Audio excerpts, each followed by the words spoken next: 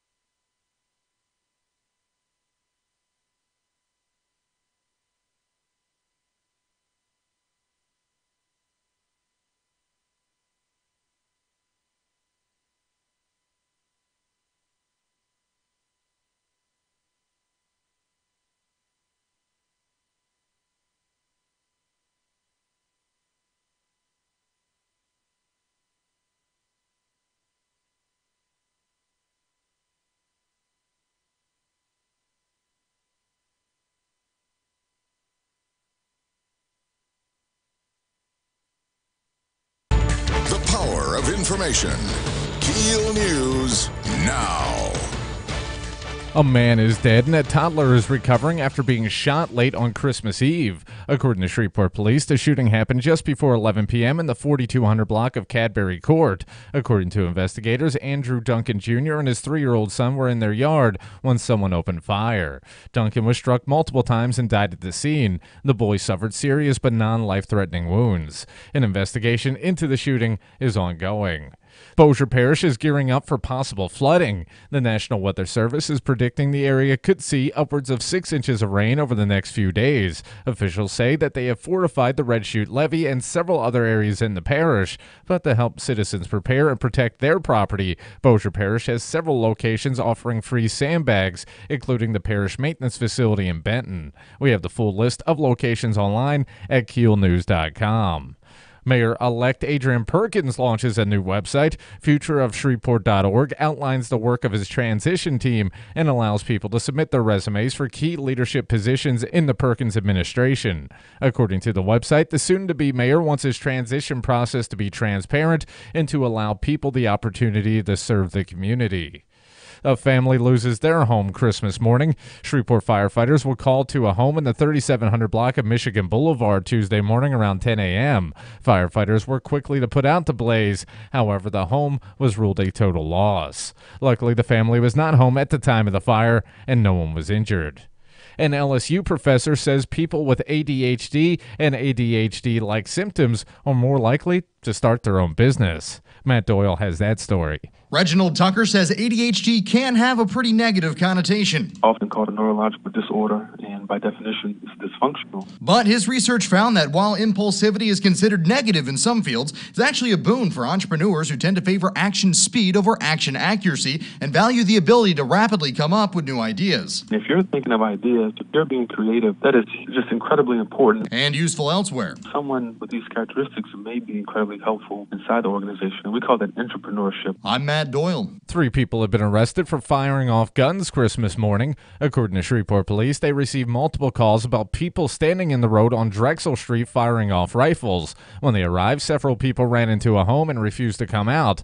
After about an hour, the trio surrendered to police. They've been arrested and charged for illegal use of a weapon. Speaking of gun safety, if your child received a hunting rifle or BB gun for Christmas, the Caddo Parish Sheriff's Office wants to make sure they know how to handle it properly.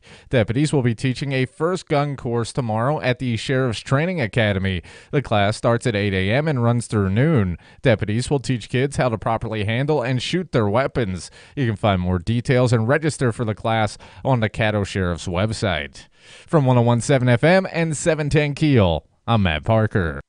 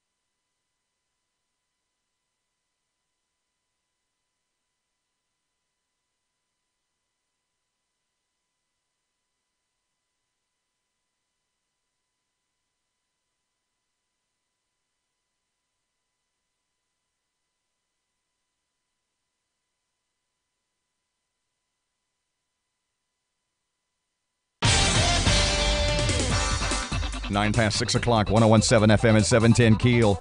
God, I want to... Monday. No, it's not Monday.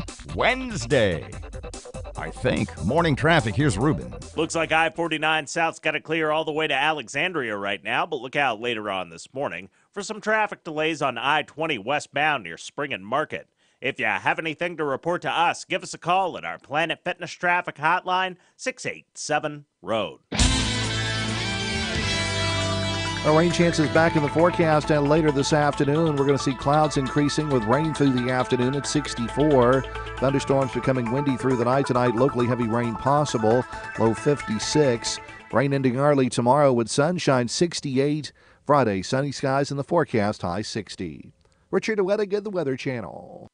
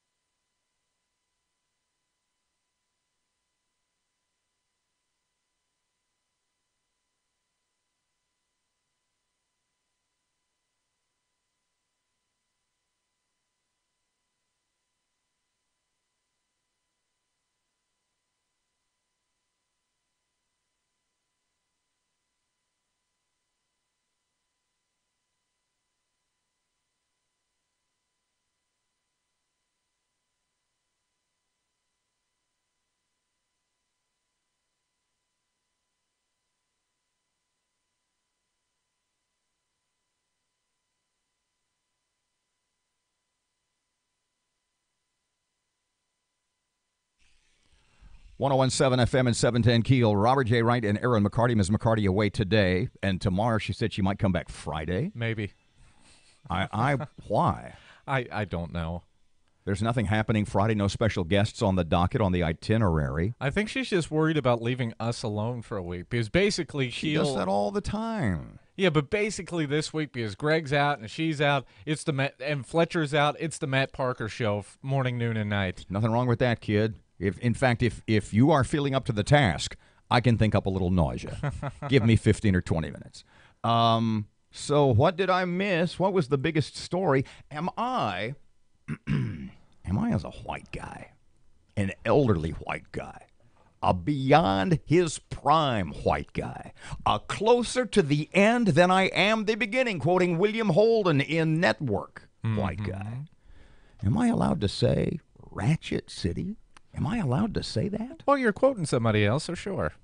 But if I were just to say it on my own, that would be verboten? That would be over the line? I don't think it would be over the line as much as... I mean, I had a black guy once ask me if I knew what Shreveport's moniker was to black folks, and I said Ratchet City, and there were 3 or 4 black guys, and they looked at me like I had just said something that was horrible. Well, most people. It's not a nice term if you look it up in Urban Dictionary. But on the other hand, when I see the video on Facebook, when I see the video on all sorts of social media that says, quote, Ratchet City, like it was us, like there's something to be proud about. Ratchet City, holding it down. Ratchet City's a bad place to be. Here in Ratchet City, we know how to live. What was on that? I saw that happened when I was gone. Mm-hmm. Well, it actually happened before I went on vacation. But the point being, it's basically guys shooting gunshots into the air downtown, right?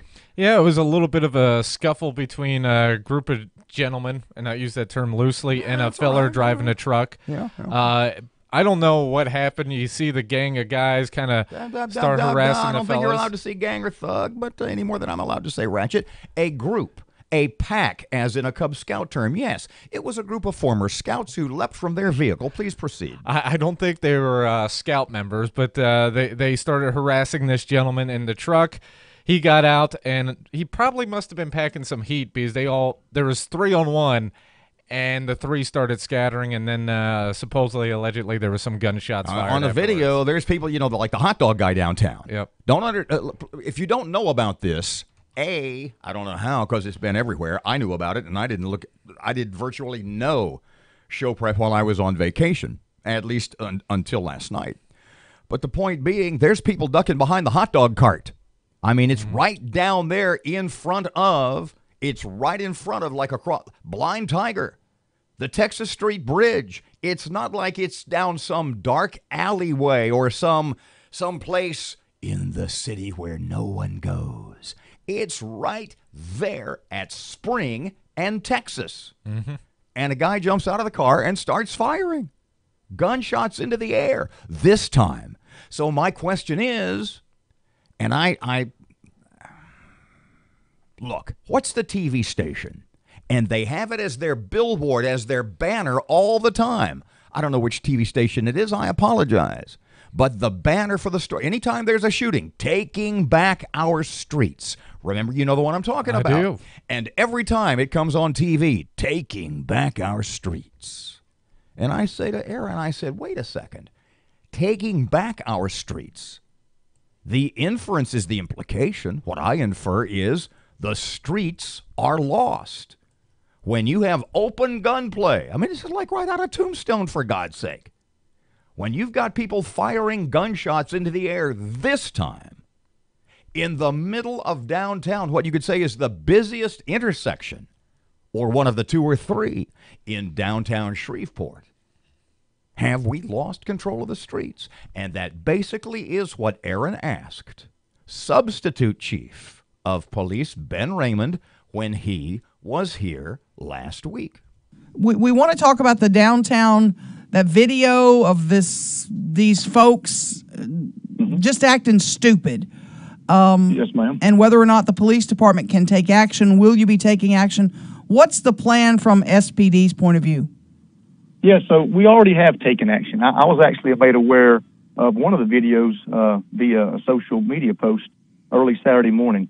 And what's a little bit concerning about it is the incident in which shots may have been fired was not reported to police. We became aware of it when the citizens became aware of it.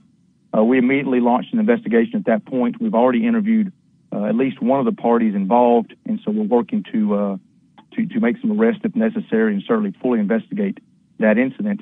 The second one was a fight that occurred downtown. It was reported to police, and officers did go to the scene and make sure that everything was safe. But it is also, we'll investigate thoroughly to make sure that we acted appropriately, and if any charges need to be filed in that case, that we'll do so. In the case of the pickup truck driving through downtown, the video doesn't really clearly show what sparked that. Can you shed any light on that? I really can't. We're still kind of early in the investigative process, but that's exactly what our detectives are going to determine is where did that incident occur. I doubt it started right there in the middle of Texas Avenue. It probably spewed over from something that occurred earlier in the evening, and that's exactly what we need to find out. Now, he just made an interesting point. Chief Raymond made an interesting point. It probably started somewhere else. It probably spilled over. Remember the shooting not too long ago? Over there just off of East Kings and Piermont, East Kings and Southfield, the other side of the Albertsons. Oh, yeah. Mm-hmm. Where there literally was a gunfight in the middle of South Broadmoor. And what the police said was, well, it was like this incredible coincidence. Guy's driving down the street with his boys, and he sees a guy in the driveway that he's had a long-standing beef with. Look, don't forget there's guys who live in a world where, and this is the fact. Remember the guy shot the guy in the chest over $10. He owed me $10. He had to die. Owed me $10. Wasn't going to pay me. Only recourse, shoot him in the chest. There are people who live in that world, and we talk about it all the time, when they don't get their way. When you owe me $10 and don't pay. When you disrespect my girlfriend. When you laugh at my car. You've got to die. I got to shoot you. That's the law of the jungle. That's the way that's the way that world works in that neighborhood. Is that what downtown Shreveport has become? But you made an interesting point. Well, if this is a case where this group of guys was harassing a driver and he got out with his weapon and fired a couple of shots in the air, good for him. Don't need a concealed carry. To protect your vehicle? Exactly. It's a guy protecting his property, and if you more people did that and maybe even shot a few of these hoodlums who were raising a ruckus. Whoa, listen to you. I'm not saying kill them, just right in the middle of downtown Shreveport. You said, I said, is this like Tombstone? You're saying maybe we need more Tombstone. Hey, if there's negative consequences, people tend to think twice before doing something stupid. Certainly not the last we will comment on this story throughout the morning. And you know what we need to talk about in a little bit? LeBron James makes the news in a number of ways. Is he being protected by the leftist media? We'll talk about that eventually, but what we're going to talk about next is what the saying always is, and I say to you all the time, because you're relatively younger than me. Okay, a lot younger than me. I say to you, history begins the day you were born. And he made some comments, LeBron did, about NFL owners and their slave owner mentality. Now, we're going to talk about that this morning, but not in the way you might think, and we'll kick that off, no pun intended, when we get back. 19 past 6 o'clock, 101.7 FM, 710 KEEL traffic update for Wednesday. Here's Ruben. Starting things off looking nice and clear for your early morning drive to work or school, but look out later on this morning for some traffic delays on Uri Drive near Southfield Road. If you have anything to report to us, please give us a call at our Planet Fitness traffic hotline. That's 687-ROAD. Rain chances back in the forecast, and later this afternoon we're going to see clouds increasing with rain through the afternoon at 64. Thunderstorms becoming windy through the night tonight. Locally heavy rain possible, low 56. Rain ending early tomorrow with sunshine, 68. Friday, sunny skies in the forecast, high 60. Richard Wettigan, the Weather Channel.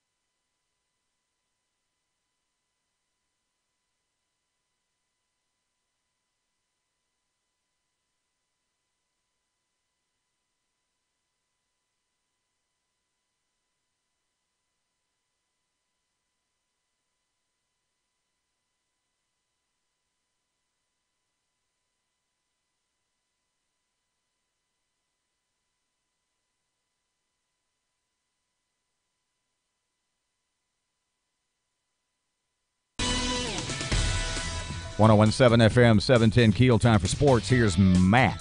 Tomorrow is the big day in Shreveport, the Walk-Ons Independence Bowl. Duke will take on the Temple Owls in the game. To kick off the big event tonight, there will be a kickoff parade, concert, and pub crawl. If you want to go to the game, tickets are still available. After big wins over the weekend, both the Saints and Cowboys are playoff bound. While the Cowboys seem to be limping into the playoffs, the Saints have secured the number 1 seed in the NFC and home field advantage throughout the playoffs.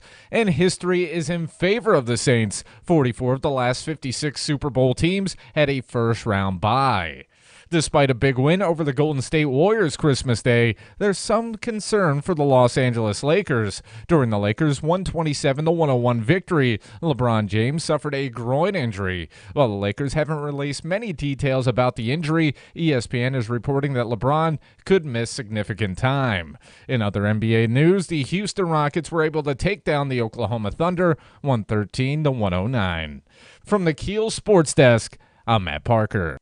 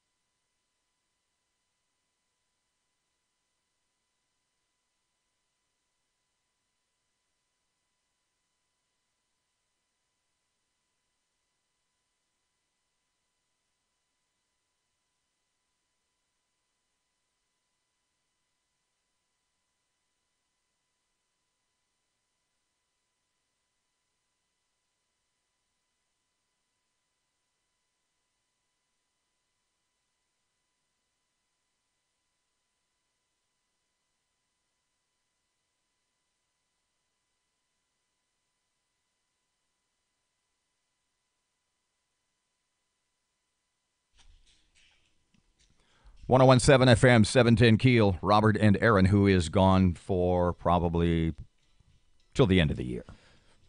Maybe. She may be back Friday. I don't know why. She's off Monday. She's off today and tomorrow. Just take Friday. But, she's weird. You ever watch you have HBO, right? I do. You ever watch The Shop? That's the LeBron James show on HBO. Mm-hmm. And it's basically, it's if you are of the same political mind as am I, i.e. pretty conservative guy, and Bill Maher pisses you off, it's Bill Maher is Sean Hannity compared to The Shop. I mean, it's basically a bunch of millionaires sitting in a circle telling me how tough they got it. And LeBron James sort of got into that on the most recent episode of The Shop. And it was him and Todd Gurley of the Los Angeles Rams, and I think it was Ice Cube that was on. Ice Cube was in NWA, right? Yes. Okay, it was Ice Cube. And maybe a couple of other guests. I don't know. I didn't stick around that long. And then I watched the replay, a couple of segments. And basically, I think his quote was, and they were talking about, I don't know if the source, I think the genesis of it was non-guaranteed contracts in the NFL. But what LeBron James said was, I think it was something along the lines of NFL owners have a slave owner mentality, a bunch of old white men with a slave owner's mentality. You kind of rolled your eyes. Why? Oh, it's just that whole idea of, these guys getting paid $18 million a year are getting held back. It's just dumb. We'll get back to this later. We will attack, as it were, this topic, first segment after 7 o'clock. All right. But in the meantime, what do I say to you all the time? I'm not the only one to say this. History starts the day you were born. Do you remember? Google something for me. Do you have your internet open? I can get it real quick. Do you remember, have you and I think we did one day, did you and I ever talk about the reserve clause? And do you know what it is or was? I do not. See, history, if you're my age, maybe over the age of 50 or 55, you remember the reserve clause. And the reserve clause was something that the Supreme Court a long time ago. The Supreme Court originally said that baseball, because in the early 20th century was the premier and, in fact, the only professional sport, said that baseball was exempt from antitrust legislation. And baseball owners put in place what was called the reserve clause. And as the National Football League came to prominence, as the NBA, formerly, the American Basketball Association or American Association of Basketball Associations, hell, I don't know, in the late 40s, early 50s, the point being, they all sort of grandfathered into their contracts what was known as the reserve clause. Read to me what the reserve clause, what does it say about the reserve clause? The reserve clause was part of a player's contract which stated the rights to the player were retained by the team upon said contract's expiration. Players were bound to negotiate a new contract to play another year for the same team or asked to be released or traded. But basically, the rights of the player was held by the team they were assigned to. Forever. Yeah. Forever. There was no free agency before the Andy Messersmith case in 74, 75, or was it later than that? Google Andy Messersmith case. I don't know. But he was the first one. He was, I think he was pitching for the Angels and went to the Yankees. I don't remember exactly. But it was it the Supreme Court? I think a federal court for sure that overturned the reserve clause that said, no. If you signed with a team, see, the way the reserve clause worked was this was specific to players like Mickey Mantle and Willie Mays and Joe DiMaggio and Ted Williams, going all the way back to Babe Ruth and before that. When Ted Williams was with the Red Sox, let's say Ted Williams signed a 3-year, $100,000 a year contract, monster dollars in the 1960s. When that 3-year contract was up, Ted Williams was not a free agent. He either renegotiated with the Boston Red Sox or he went home. Mm-hmm. The Boston Red Sox owned the rights to Ted Williams, the Yankees to Joe DiMaggio and Mickey Mantle, the Giants to Willie Mays, owned the rights to the teams owned the rights to those players in perpetuity. There was There was no free agency. What year was Andy Messersmith? 1975. In fact, December 23rd is when they made the ruling to, allow free agency. And he was the first free agent. Mm-hmm. He was the first one. The court overturned the reserve clause, said, no, you're not bound to that team forever. When the contract is up, you can renegotiate with whomever you want. And yet, how many players in the big leagues right now in any of the major sports? Because this is 75, 85, 95, 05. It's 40-something years ago. And yet, in my mind, and there were people who would defend that the game was going to unravel, fall apart without the reserve clause. I would say just the opposite. It has flourished. Look, when you can pay, what? You're rolling your eyes. What? Oh, no, I was just thinking about how the reserve clause could have helped the Orioles probably win a couple of more championships. Said the kid from Baltimore. Yeah. We got to go. 629, 1017. We'll talk about LeBron later. 629, 1017 FM, 710 Keel. Ruben's here. Looks like I-49 South's got to clear all the way to Alexandria right now, but look out later on this morning for some traffic delays on I-20 westbound near Spring and Market. If you have anything to report to us, give us a call at our Planet Fitness Traffic Hotline, 687-ROAD. The rain chances back in the forecast, and later this afternoon, we're going to see clouds increasing with rain through the afternoon at 64. Thunderstorms becoming windy through the night tonight. Locally heavy rain possible, low 56. Rain ending early tomorrow with sunshine, 68. Friday, sunny skies in the forecast, high 60. Richard Wettigan, the Weather Channel.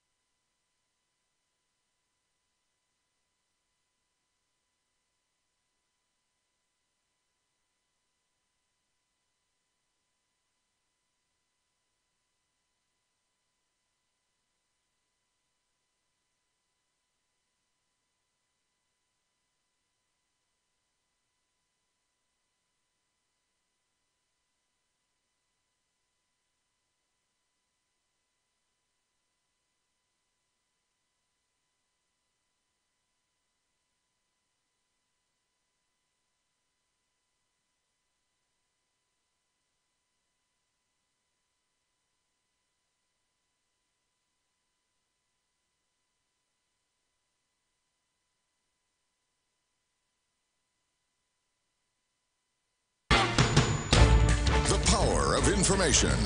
KEEL News now. Bossier Parish is gearing up for possible flooding. The National Weather Service is predicting the area could see upwards of 6 inches of rain over the next few days. Officials say that they have fortified the Red Chute Levee and several other areas in the parish. But to help citizens prepare and protect their property, Bossier Parish has several locations offering free sandbags, including the parish maintenance facility in Benton. We have the full list of locations online at KEELnews.com. A man is dead and a toddler is recovering after being shot late on Christmas Eve. According to Shreveport police, the shooting happened just before 11 p.m. in the 4200 block of Cadbury Court. According to investigators, Andrew Duncan Jr. and his 3-year-old son were in their yard when someone opened fire. Duncan was struck multiple times and died at the scene. The boy suffered serious but non-life-threatening wounds. An investigation into the shooting is ongoing. A man has been arrested for trying to steal a TV. Caddo Sheriff's deputies have arrested Sean Pearson for theft after he allegedly stole a big screen TV from the Walmart on Westport Avenue Tuesday afternoon. Deputies spotted a car matching the description from Walmart employees traveling on Woolworth Road. After a brief chase at speeds over 100 miles per hour, police were able to take Pearson into custody. The stolen TV was found in the back of his car. A female companion was in the vehicle but is not facing charges at this time. Harsher penalties for those found guilty of animal cruelty could be coming soon. Kevin Barnhart has more on that. Campaigner for the group In Defense of Animals, Dahl Stanley, says the push for legislation is coming after seeing several cases in the state result in judges handing out lenient sentences for acts of aggravated animal cruelty. So a judge wouldn't be able to give them a year in jail and then say, well, you can do probation. Stanley also wants aggravated animal cruelty to be considered crimes of violence. When you have people in your society that will do these horrific things to animals, they also have human victims, whether it's in domestic violence, at the workplace. I'm Kevin Barnhart. Mayor-elect Adrian Perkins launches new website. Futureofshreveport.org outlines the work of his transition team and allows people to submit their resumes for key leadership positions in the Perkins administration. According to the website, the soon-to-be mayor wants his transition process to be transparent and allow people the opportunity to serve the community.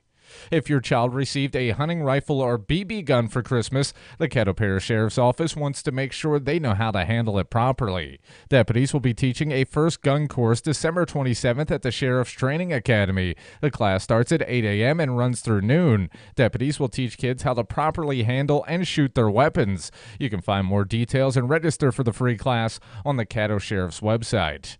A family loses their home Christmas morning. Shreveport firefighters were called to a home in the 3700 block of Michigan Boulevard Tuesday around 10 a.m. Firefighters worked quickly to put out the blaze. However, the home was ruled a total loss. Luckily, the family was not home at the time of the fire, and no one was injured. And with the first seed and a bye in hand, history is on the side of the Saints as home teams have won 64.7% of their games in the playoffs since 1990. The last time the Black and Gold had the top seed, they beat two Hall of Fame quarterbacks to seal the NFC. Defensive end Cam Jordan says everyone knows how potent the New Orleans crowd can be. That's huge. We get more games at the Dome. We get more games to be home. And clearly Dome field advantage is real. 44 of the last 56 Super Bowl teams had a first-round bye. From 101.7 FM and 710 KEEL, I'm Matt Parker.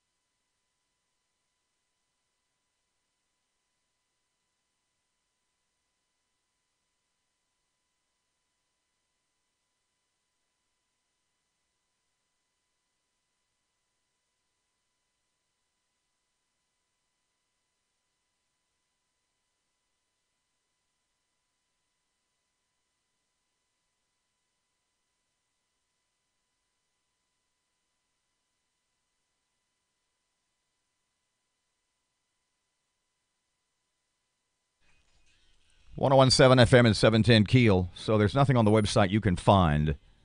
See, somebody told me that the top-end Bob Seger ticket for CenturyLink, when is that? What's that date? Let's see here, March 12th. Said that they're like $1,100. I said, there's no way Bob Seger's $1,100. Now, what they have available on Ticketmaster are only your regular seats, and the most expensive I can find is $325. But it doesn't mean he's not selling like a VIP package or something through his website that's $1,100. What would you possibly get for $1,100? Look, I'm just not. I was never a big Bob Seger guy. I described Bob Seger the other day to a Bob Seger fan and nearly got punched. I said he's Nickelback of the '70s.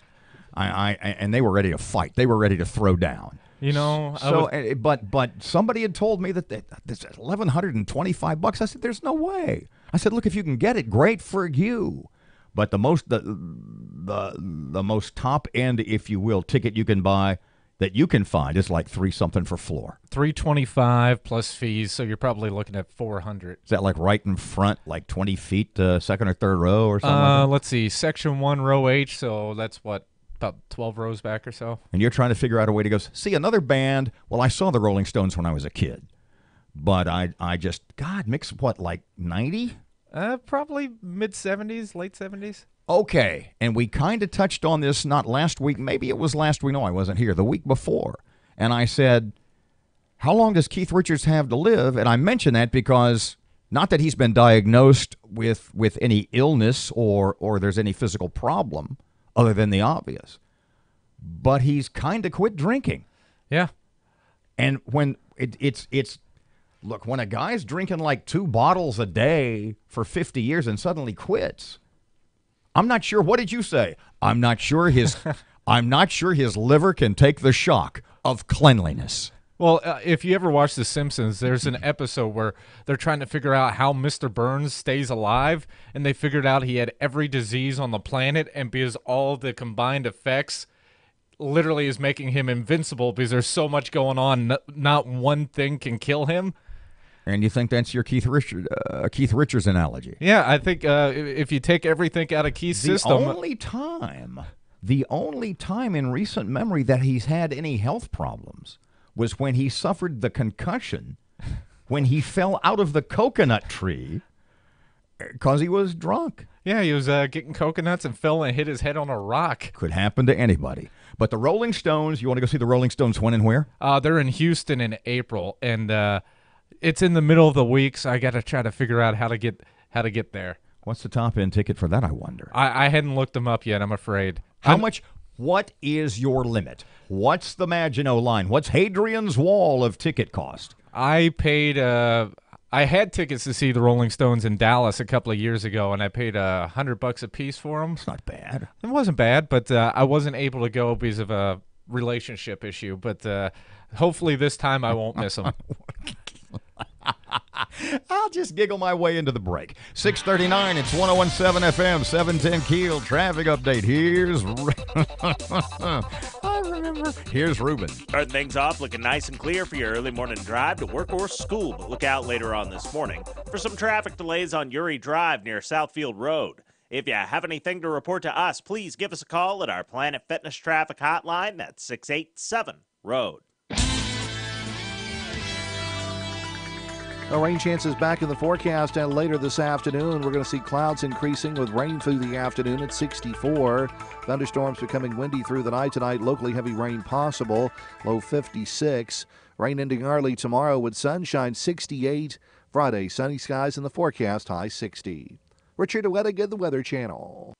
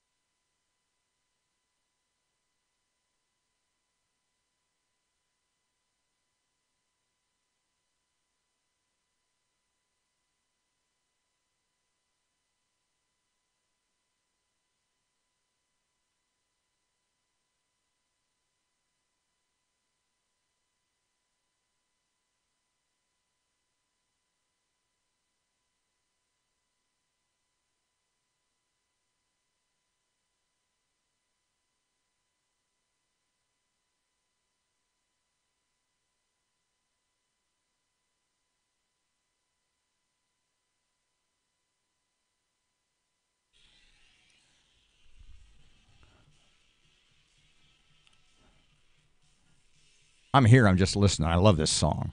Ow! No, he does wow at the end. Glenn Fry.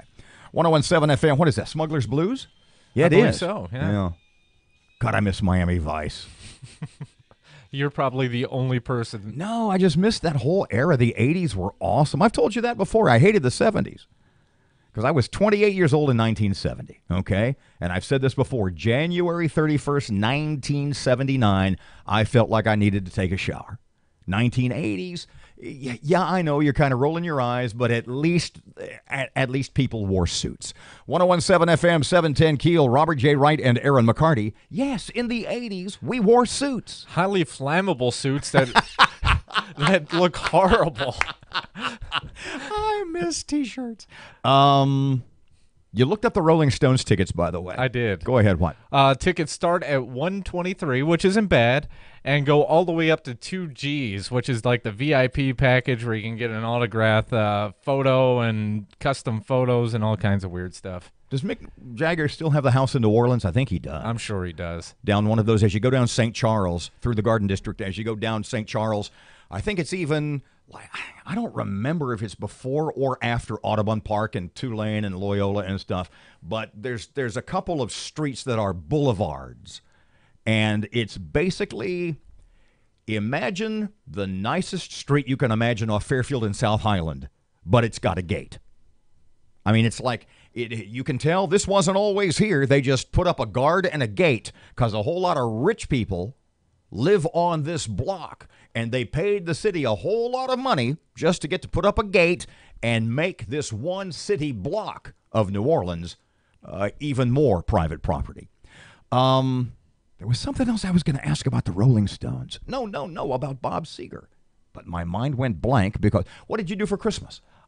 Just kind of hung out with my dad. We had dinner and did some family stuff. Awesome. I did. See, everybody in my family, except for my brother Bill, was out of town for the holidays. Mm-hmm. So I did something yesterday I'd never done, and it was awesome. And I'm thinking I need to do more of this. So I'll tell you more about after 7 o'clock. But we ended up going to the boat and having a huge buffet, and then shot crabs. And it was pretty nice. Did you win anything? I broke even. I'm not a bad craps player. I know enough to make to do place bets and stuff like that. So Christmas Eve, I also went to the boat and won a little bit on a slot machine. And while I was out and about, I ran into some of the Temple guys. We'll talk about that after 7 o'clock because you got them to talk a little off the record about Coach Ed Foley, and I want to hear more. I talk about this all the time, and so I'm going to start to sort of form the riff, the segment in my head now, publicly for you. And I'm not sure, I talk about this all the time where I see something and it's like an explosion goes off in my head on a particular topic. And then I say, well, am I really ready to talk about this yet? I don't know, because all the things in my head that blew up, all those pieces haven't come down to earth and landed yet. Just as I was falling asleep last night, literally as I am nodding off, this whole sort of riff came into my head based on and she's not the only one to say it, Ocasio-Cortez, the congresswoman-elect from New York. And basically what she had said was, and she's not the only one, Jesus was a refugee. The baby Jesus, Mary and Joseph, they were refugees.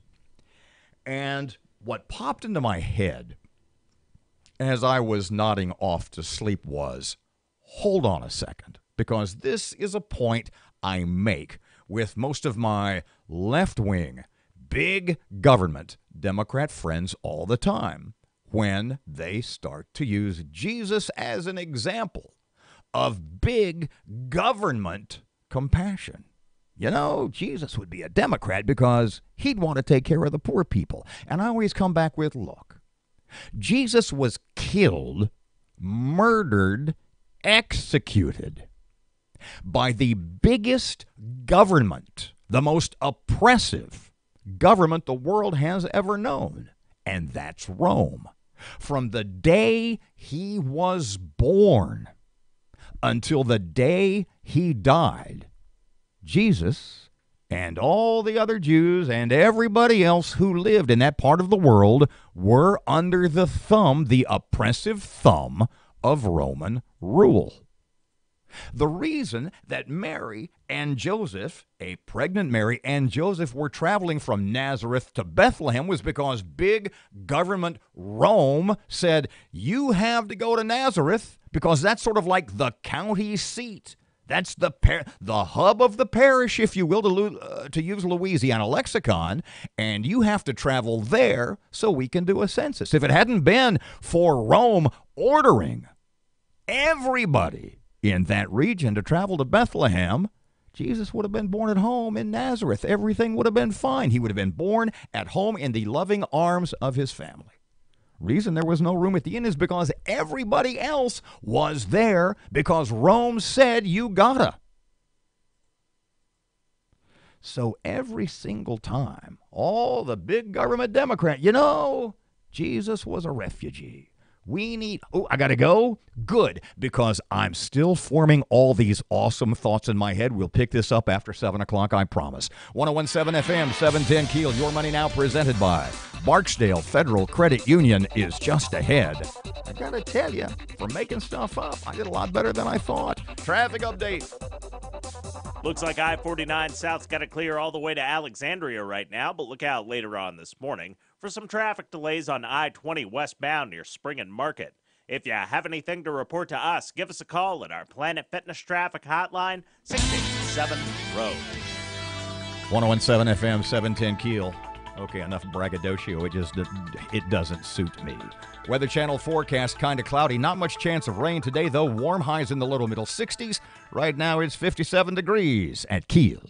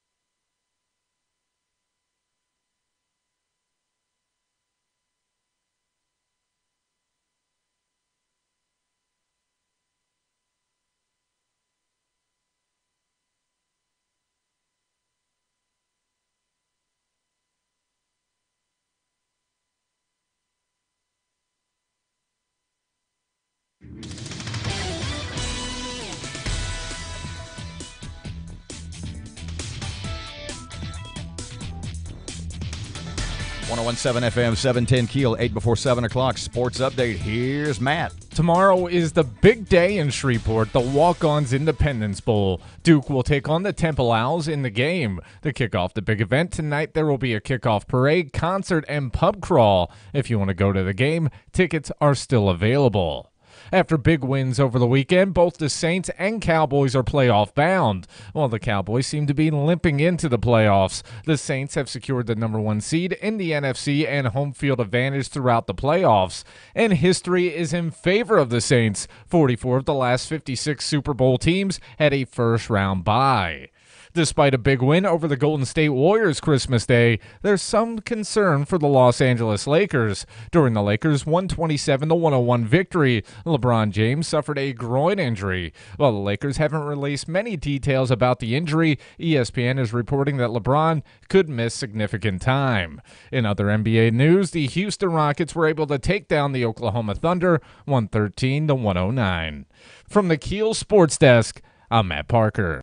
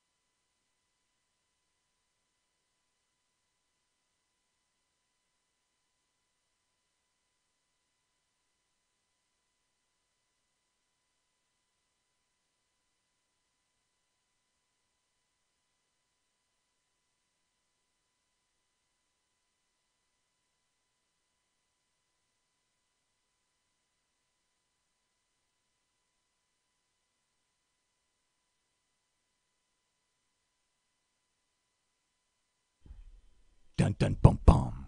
101.7 FM, 710 Keel. Robert J. Wright and Erin McCarty. 6:55. Miss Erin is away for the day. So Matt had a little hangout time with the Temple football players on, was it Saturday night? We'll talk about that just after 7 o'clock. Yeah, nice fellas. Nice fella. Okay. We will replay the Coach Ed Foley, the interim Coach Ed Foley riff that he did at the team introduction dinner a couple of weeks ago.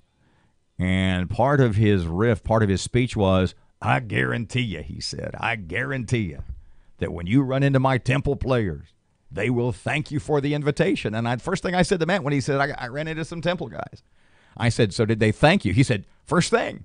He said, yeah, they did. They said, thanks for the invitation. Thanks for having us here. Yeah, Coach has got some things instilled in his players, and I think they really like the guy. Don't give away all your Ed Foley stories yet, because they told you a couple of things. Sort of off the record, but who mentions names? Coming up just past 8 o'clock, a friend of ours, Chris Evans, who is one of the stars, they're actually going to do Glengarry Glen Ross on stage this weekend, Friday night, Saturday night, and Sunday afternoon. If you've seen sort of the billboard for that, sort of the way they're marketing, advertising that on social media, it does make the point repeatedly that the language is a little coarse. You don't say. If you're familiar, but it's David Mamet, right? No, it's the guy who did West Wing. What's his name? We'll talk about this more when we know more. 6:56, here's Rush on Keel. Wherever liberals run things, there is scarcity, there is misery. Case in point is California. Governor Jerry Brown just signed a bill into law passed by California Democrats that punishes people for using water. Starting in 2022, every person in California will have a limit of 55 gallons of water per day. Violators will face fines of $1,000 every day in normal seasons and $10,000 a day during droughts. So if a Californian takes an 8-minute shower and then decides to do a single load of laundry the same day, they're going to be breaking the law. They'll owe the Democrats at least $1,000 in fines. In keeping with other police states, California Democrats plan to implement a sophisticated spy network to ensure compliance with all of this. Utility companies and private companies that sell water will have to report on their customers. The use of satellite imagery and home visits from the water police are included in the new law. This is not a joke. It's not a hoax. This is progressivism. The loss of personal freedom is real with leftists, and it is always what you get when Democrat power is unchecked. And they call this forward thinking.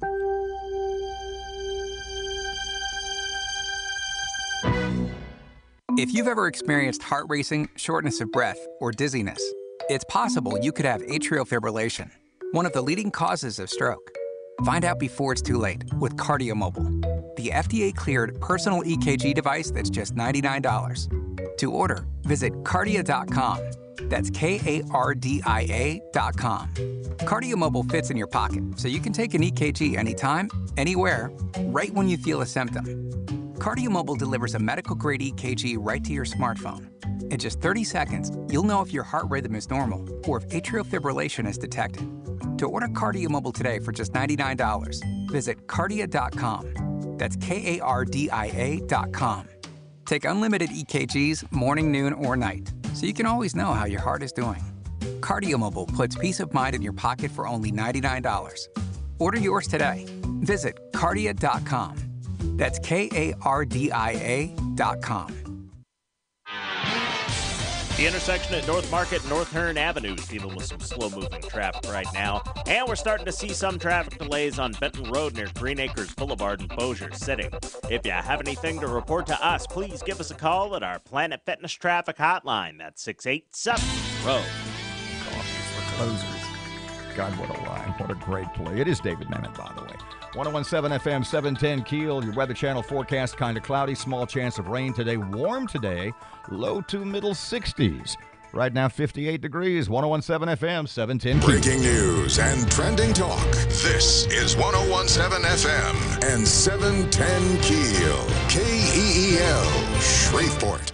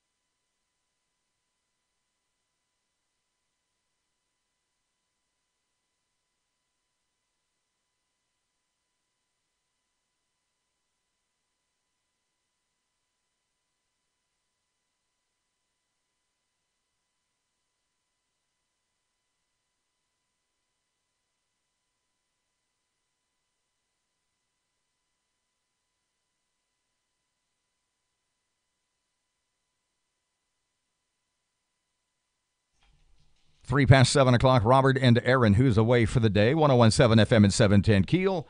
Let's see, in the Erin chair, our boy Matt. Matt has local news up next. What you got? Bossier Parish is gearing up for some major flooding, possible major flooding. We'll get into some details on that. The soon-to-be new mayor is looking for some leadership folks for his administration, and police are still investigating a deadly shooting from Christmas Eve. So we'll have some info on that. I was gone last week, and there is a city attorney, a young lady who has been in this studio a couple of times, and nothing yet on a CAO, right? Not yet. So how did Matt and I spend Christmas? As long as it was apart, that's all that really matters. Evidently, Matt had a little socializing with the Temple football team. He tells that story next. Fletcher and sports. No, Matt's got sports. Fletcher's away. Traffic and weather. It's all here this hour coming up on KEEL.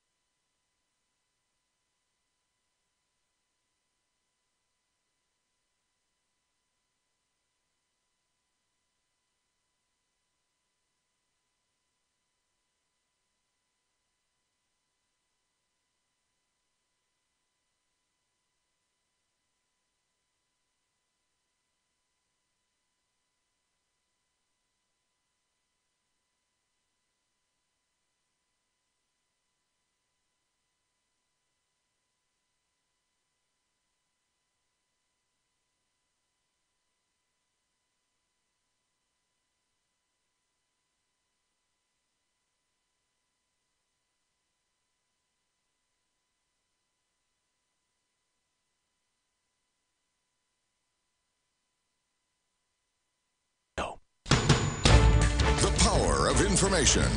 KEEL News now. A man is dead and a toddler is recovering after being shot late on Christmas Eve. According to Shreveport Police, the shooting happened just before 11 p.m. in the 4200 block of Cadbury Court. According to investigators, Andrew Duncan Jr. and his 3-year-old son were in their yard when someone opened fire. Duncan was struck multiple times and died at the scene. The boy suffered serious but non-life-threatening wounds. An investigation into the shooting is ongoing. Bossier Parish is gearing up for possible flooding. The National Weather Service is predicting the area could see upwards of 6 inches of rain over the next few days. Officials say that they have fortified the Red Chute Levee and several other areas in the parish. But to help citizens prepare and protect their property, Bossier Parish has several locations offering free sandbags, including the parish maintenance facility in Benton. We have the full list of locations online at KeelNews.com. Mayor-elect Adrian Perkins launches a new website. Futureofshreveport.org outlines the work of his transition team and allows people to submit their resumes for key leadership positions in the Perkins administration. According to the website, the soon-to-be mayor wants his transition process to be transparent and to allow people the opportunity to serve the community. A family loses their home Christmas morning. Shreveport firefighters were called to a home in the 3700 block of Michigan Boulevard Tuesday morning around 10 a.m. Firefighters were quickly to put out the blaze. However, the home was ruled a total loss. Luckily, the family was not home at the time of the fire, and no one was injured. An LSU professor says people with ADHD and ADHD-like symptoms are more likely to start their own business. Matt Doyle has that story.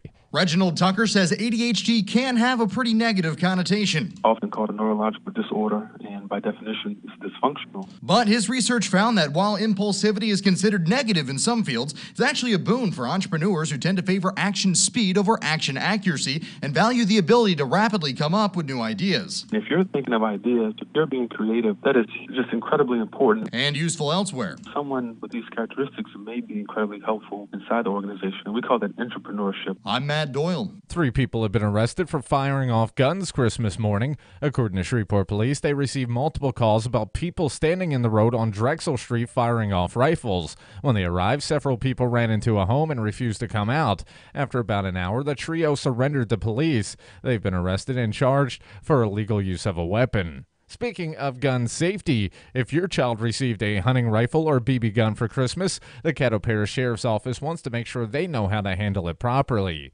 Deputies will be teaching a first gun course tomorrow at the Sheriff's Training Academy. The class starts at 8 a.m. and runs through noon. Deputies will teach kids how to properly handle and shoot their weapons. You can find more details and register for the class on the Caddo Sheriff's website. From 101.7 FM and 710 KEEL, I'm Matt Parker.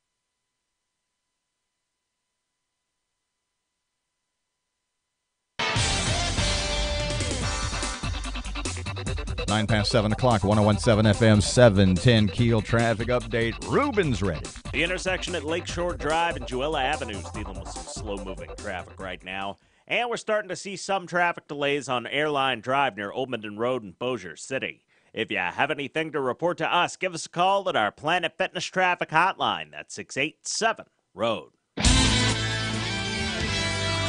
Rain chances back in the forecast, and later this afternoon we're going to see clouds increasing with rain through the afternoon at 64. Thunderstorms becoming windy through the night tonight. Locally heavy rain possible, low 56. Rain ending early tomorrow with sunshine, 68. Friday, sunny skies in the forecast, high 60. Richard Wettig, the Weather Channel.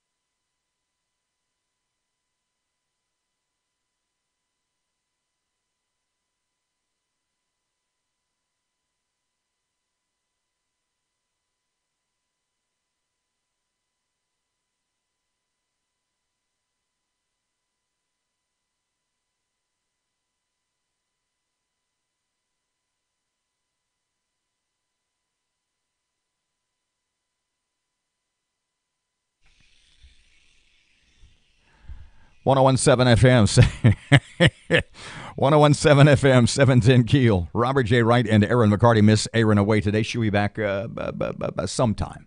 When we'll look up one morning, there she'll be. The prodigal daughter, the prodigal sister, the prodigal news director. Whenever I get flooded with emails, I know it's game time. You know, you make that point all the time. And what you say repeatedly is when Erin's on vacation, and I can vouch for this. You say, I wish she worked as hard when she was here as she does when she's on vacation. Have you had any contact with her this morning? Not this morning, but Christmas Eve and Christmas Day, really? I got work-related text. No kidding. Yeah. Okay, so I brought in all my records. We'll talk about this in the next segment. Matt wants to buy my collection of records. Do you ever use the term LPs? Occasionally. And those LPs are on sale. I don't even know what LP abbreviates. Long playing? Mm-hmm. Is that really? Because you have EPs, and then you had 45s, which were the singles. So really? So he said to a guy who was born in 1952, tell me about these 45s, fellow. How did those work again?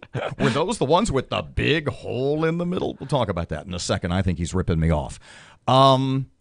Tomorrow evening is game time is what, 2 o'clock, right? 12:30, I believe. It's an early start. I apologize for not knowing. I got my tickets. I'm ready to go for the Independence Bowl, the Walk-Ons Independence Bowl. Temple against Duke. And you had a little meeting, a little run-in. Run-in sounds like it went poorly. To the contrary, it went well. Yeah, they were very nice fellas. And you ran into the Duke Temple guys this weekend, and you had a nice conversation. And you can tell us about what they had to say about interim coach, sadly, interim coach Ed Foley. Now, I brought up Ed Foley, interim Temple coach, with a couple of friends. It may have been Monday or Tuesday of last week, maybe Wednesday. The point being, I said, have you heard? Because they were going, oh, it's Temple and it's Duke. And I got into the riff, which we've talked about. I said, wait a second. Do we, as a town, as a community, and Daryl Rabouche and his wife Claire, who are Independence Bowl hosts, they go out of their way to make the team, specific members of the teams, feel welcome and show them the town and stuff. And we were talking about that. I ran into him last week. And he had heard the riff, and he said, I'm not sure that responsibility. I said, what responsibility does the community have? He said, look, I agree 100% with what you're saying.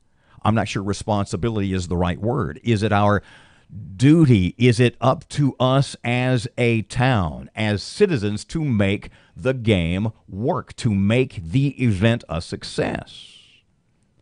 And when Ed Foley and the Temple, well, the teams weren't here yet, but when it was Ed Foley and David Cutcliffe, who's the Duke coach, and they were here for the team introductions a couple of weeks ago, Foley got up, and I said this to Foley. There were friends of mine who had not heard this riff, and I was surprised, because literally Ed Foley, interim Temple coach, made Shreveport and Bossier City and the Walk-Ons Independence Bowl the center of the sports universe for the better part of an afternoon, because he got up the night before at the team introduction dinner, and to say he took over the room, to say he owned the room, would be an understatement. But our football team is going to come down here ready to play. We're going to practice really hard. We're going to play really hard. I hope that we play well, but I know that we'll play hard. And we're going to find out about Duke, and we're going to find out about Temple, and we're going to find out about which one of those football clubs wants to hit each other harder or longer. That's what we're going to decide here on the 27th.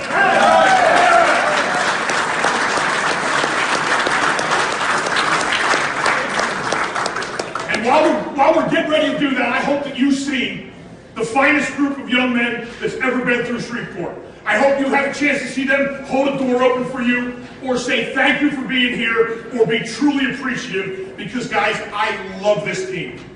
And I love these players, and I know you will too when you get around them. Please, get around our players. They are going to love you. They are going to love Shreveport, and you're going to love them. And they are going to be so appreciative of being here, guys, that it's going to be one of the greatest teams that you've ever had here, I promise you that. So we're fired up to be here. Thank you to everybody for having us. You know what? That's interim coach. He didn't get the job. Manny Diaz, who was the see, what happened was, what was the guy's name? What was the coach's name who resigned and went to Georgia Tech? The Temple coach who got them this far this season.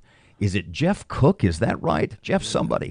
Resigned and went to Georgia Tech, and Ed Foley was named interim coach. And he was being considered for the head job, but they've, in the interim, have hired Manny Diaz, who's, if that name sounds familiar, by the way, I think he was defensive coordinator for a while at Louisiana Tech. When I mentioned Manny Diaz, he was the DC at Miami of Florida. They said, what does that name sound familiar? I said, I think he used to be at Louisiana Tech for a while. But the point being, and you know, I just noticed this.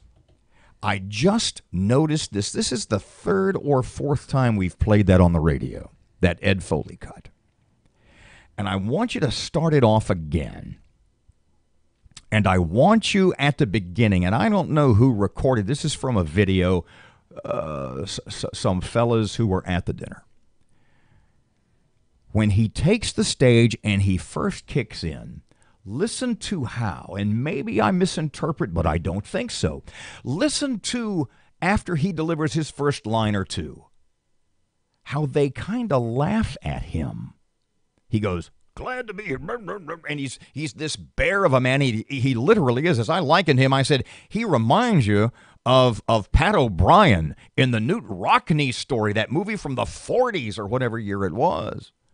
We're going to hit him high, we're going to hit him low, we're going to move him down, pump down. You know, that whole riff that Pat O'Brien does is Newt Rockney. Play it again and listen. I'll tell you when to fade it out. We won't run the whole thing again. But listen how they kind of chuckle at him at first. But by the time he's 10 or 15 seconds in, he has even the guys who were kind of laughing at him, like, who's this energetic guy? Who's this, pardon me, who's this buffoon who's getting up there? What's this guy? And he's 20 seconds in, and he has won over even the doubters in the room. But listen to the beginning, how the guys are kind of chuckling at this Ed Foley guy. Hit it again. But our football team is going to come down here ready to play. We're going to practice really hard. We're going to play really hard. You can fade it. I hope that we play well. Did you hear it right there? I did. Who's this guy? Who's this big, loud, boisterous guy? He's the big, loud, boisterous guy that who owned that room in 90 seconds. He's the big, loud, boisterous guy who put Shreveport and Bossier and the Walk-Ons Independence Bowl at the epicenter of the sports world for the better part of a day, and that's a lot. Bluntly speaking, that's a little longer than we get a lot of days in the ever rapidly changing sports universe. So tell us your story. You're out this weekend, and you ran into some Temple guys. How many? What did they have to say? What did you talk to them about? It was 5 or 6 fellas. I guess they were just, they had, earlier in the day, because it was Sunday, they had the big game show, which they swept Duke in, by the way. They made a point of saying that several times. Yeah, because Duke is like this big, like we're almost the Ivy League, but we're not. Mm-hmm. So go ahead. So we were just, I saw some big guys wearing Temple T-shirts. And you assumed. And I assumed. So I was like, hey, you guys play for the team, or are you just in town, making conversation while out and about? And, oh, yeah, we're on the team. And, we just started chatting about what they were looking forward to, if they're ready for the game, that sort of thing. And I asked them about, what do you think about your coach, not getting the job, them hiring another guy? Ooh, good question. And the response was sort of interesting. They're like, yeah, we're all kind of bummed about it. Ed's kind of cheesy and corny, and some of his speeches are but every time he lays out a game plan, we're ready to go. So I thought that was kind of interesting where, much like the guy on the audio clip kind of chuckling at him, players are doing that too, but they also buy into him and believe him. Because he's so sincere, because he's 100% Temple. He's 100% Go Owls. Mm-hmm. Erin likened him. What did she say? He's like an East Coast Ed Orgeron. And around these parts, you got to respect that. Game tomorrow on ESPN. Be there. It's going to be a beautiful day. What were you going to say? Well, tonight is the big kickoff celebration. They got the parade downtown, the pub crawl. There's a live band. There's all sorts of cool events going on related to the Independence Bowl kickoff tonight. Pub and crawl, 2 words that in my mind should always go hand in hand. 19 past 7 o'clock, 101.7 FM, 710 Keel. Ruben's here, traffic update. The intersection at Lakeshore Drive and Jewella Avenue is dealing with some slow-moving traffic right now. And we're starting to see some traffic delays on Airline Drive near Old Minden Road and Bossier City. If you have anything to report to us, give us a call at our Planet Fitness Traffic Hotline. That's 687-ROAD. Rain chances back in the forecast, and later this afternoon we're going to see clouds increasing with rain through the afternoon at 64. Thunderstorms becoming windy through the night tonight. Locally heavy rain possible. Low 56. Rain ending early tomorrow with sunshine 68. Friday sunny skies in the forecast, high 60. Richard Wettigan, the Weather Channel.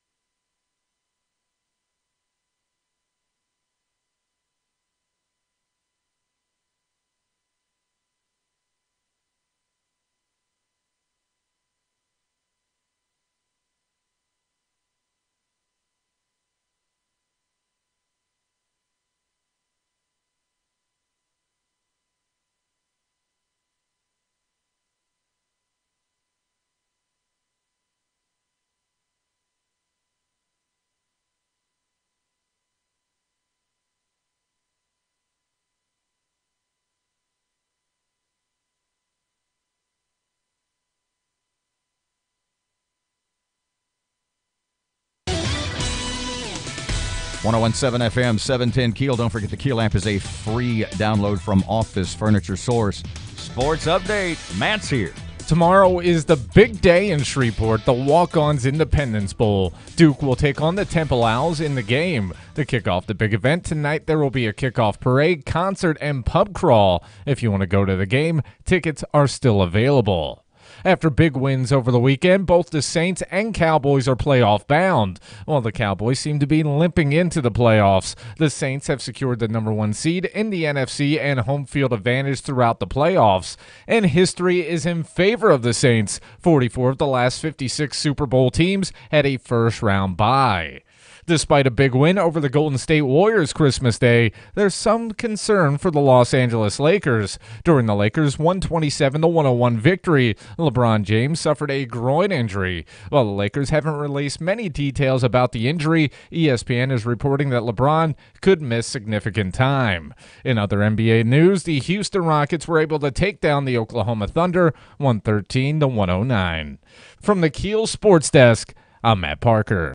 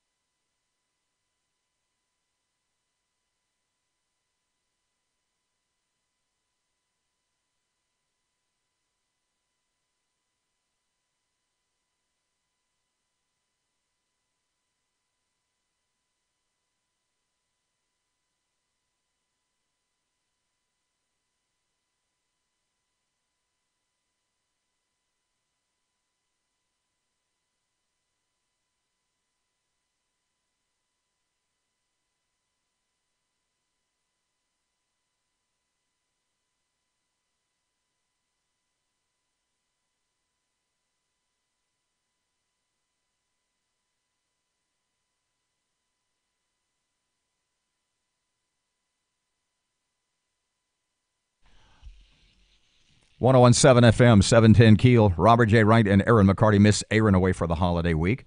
Probably be back sometime like 2020 or something like that. We could hope. She took a whole year. Well, yeah, but she had plans. You have been bugging me, and I don't know anything about this, which is why I feel somewhat at a disadvantage. You have been bugging me. If you listen to the show enough, you know Matt is quite the audiophile. As I've said, you play more music at home in a day than I do in a month. Fairly accurate. And I mean, you've got this awesome turntable set up. And why do you like vinyl more than? Why is that your medium of choice? It's just it's easier to engage with it because CDs are too easy, MP3s because you can skip through. It's so easy just to miss all the good stuff that's in between. Is there anything to the audio quality of vinyl as opposed to digital that you like more, the analog versus the digital, or is that just something that people who own a lot of record albums make up just to be snobs? Oh no, there is a difference now. Whether it's as noticeable as some people make it or not, we can argue. But there is a difference in the quality. But mostly I just like it because, like I said, it's an experience. It's that you don't get. You physically have something. There's liner notes. You can't just go skipping through songs. You have to listen to the whole side, basically, unless you know what you're doing. It's just that because, you listen to the... Pull it on Tom Petty's record. Well, I won't back down. All right, I don't like this next song. There's no skip button on an album, is what you're telling me. Yeah, you have to engage with it and listen to the story of the record. So Matt has been bugging me for about close to a year, I'll bet, to bring in. Don't misunderstand. I'm not one of those disc jockeys going back to music playing days. God, we started in like 1972, but that's not the point. I have never been a big album guy. I'm not that radio guy like our friend Paul, for example, who has 5,000 albums. How many albums do you have? Ooh, is more than 500? Oh yeah, definitely more than 1,000. If you include CDs, probably. Holy cow! Yeah. That's how many did I bring in? My entire collection, based on my first day on the radio, was August 15th, 1972. My first disc jockey day, August 15th, 1972, KBSF, Spring Hill, Louisiana.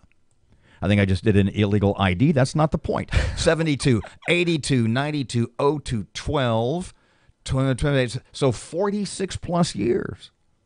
And how many albums have I collected in nigh on 5 decades in broadcasting? Roughly a dozen. I think it's 26. I literally think it's 26.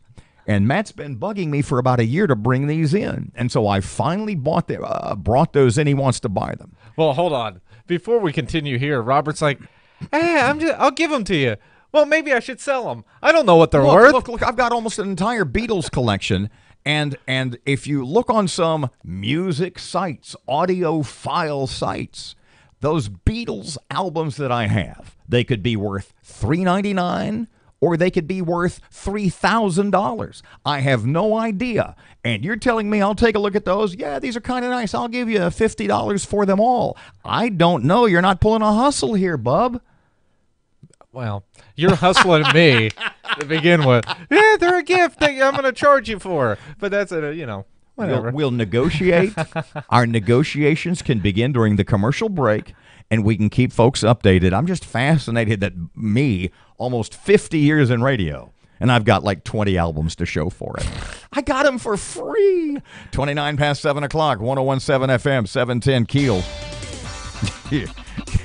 Matt has local news in just a couple of seconds. Erin's out today. Here's Ruben. The intersection at North Market and North Hearn Avenues dealing with some slow-moving traffic right now. And we're starting to see some traffic delays on Benton Road near Green Acres Boulevard in Bossier City. If you have anything to report to us, please give us a call at our Planet Fitness Traffic Hotline. That's 687-ROAD. Well, rain chances back in the forecast, and later this afternoon we're going to see clouds increasing with rain through the afternoon at 64. Thunderstorms becoming windy through the night tonight. Locally heavy rain possible. Low 56. Rain ending early tomorrow with sunshine 68. Friday sunny skies in the forecast, high 60. Richard Wettigan, the Weather Channel.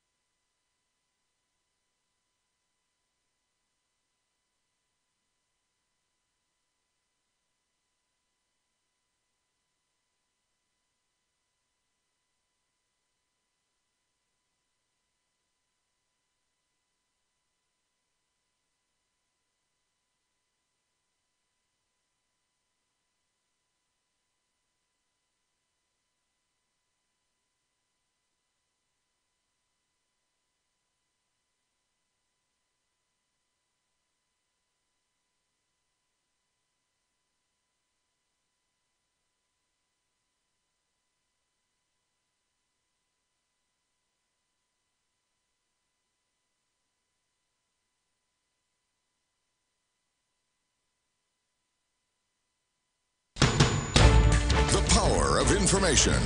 KEEL News now. Bossier Parish is gearing up for possible flooding. The National Weather Service is predicting the area could see upwards of 6 inches of rain over the next few days. Officials say that they have fortified the Red Chute Levee and several other areas in the parish. But to help citizens prepare and protect their property, Bossier Parish has several locations offering free sandbags, including the parish maintenance facility in Benton. We have the full list of locations online at KEELnews.com. A man is dead and a toddler is recovering after being shot late on Christmas Eve. According to Shreveport Police, the shooting happened just before 11 p.m. in the 4200 block of Cadbury Court. According to investigators, Andrew Duncan Jr. and his 3-year-old son were in their yard when someone opened fire. Duncan was struck multiple times and died at the scene. The boy suffered serious but non-life-threatening wounds. An investigation into the shooting is ongoing.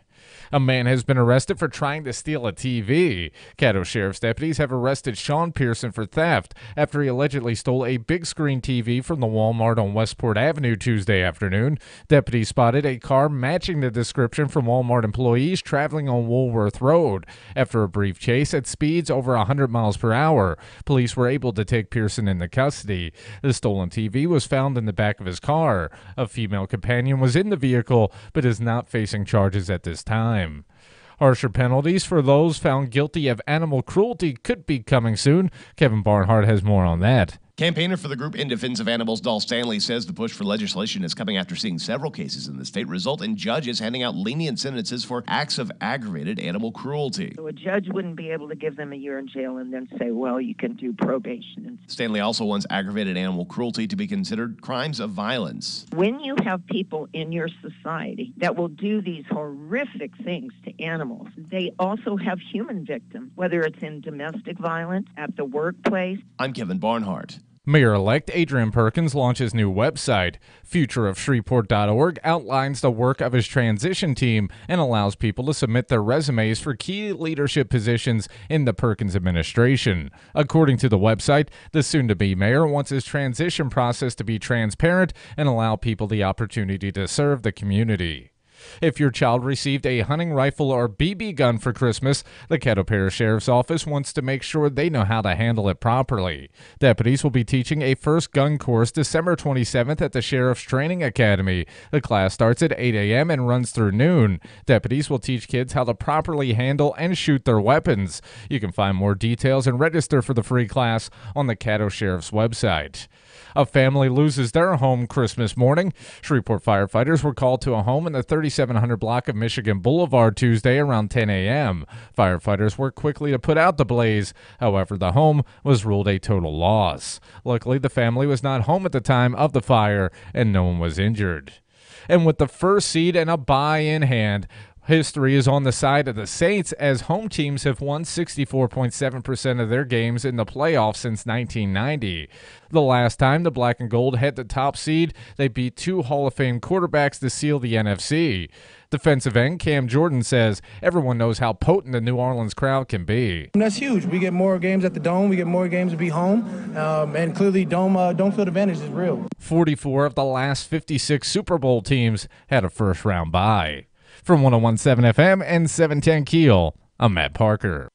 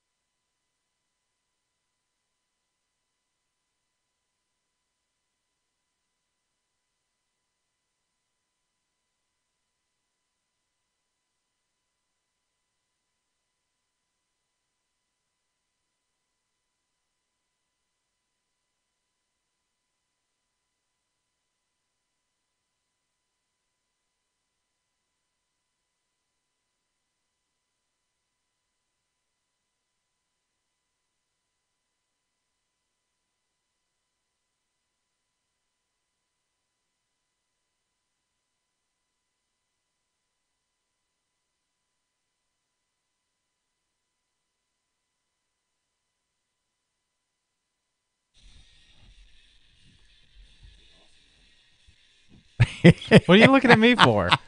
It's your show. 101.7 FM and 710 KEEL. Robert J. Wright and Erin McCarty. Miss Erin away today. She'll be back sometime in the near future, assuming that 2019 qualifies as the near future.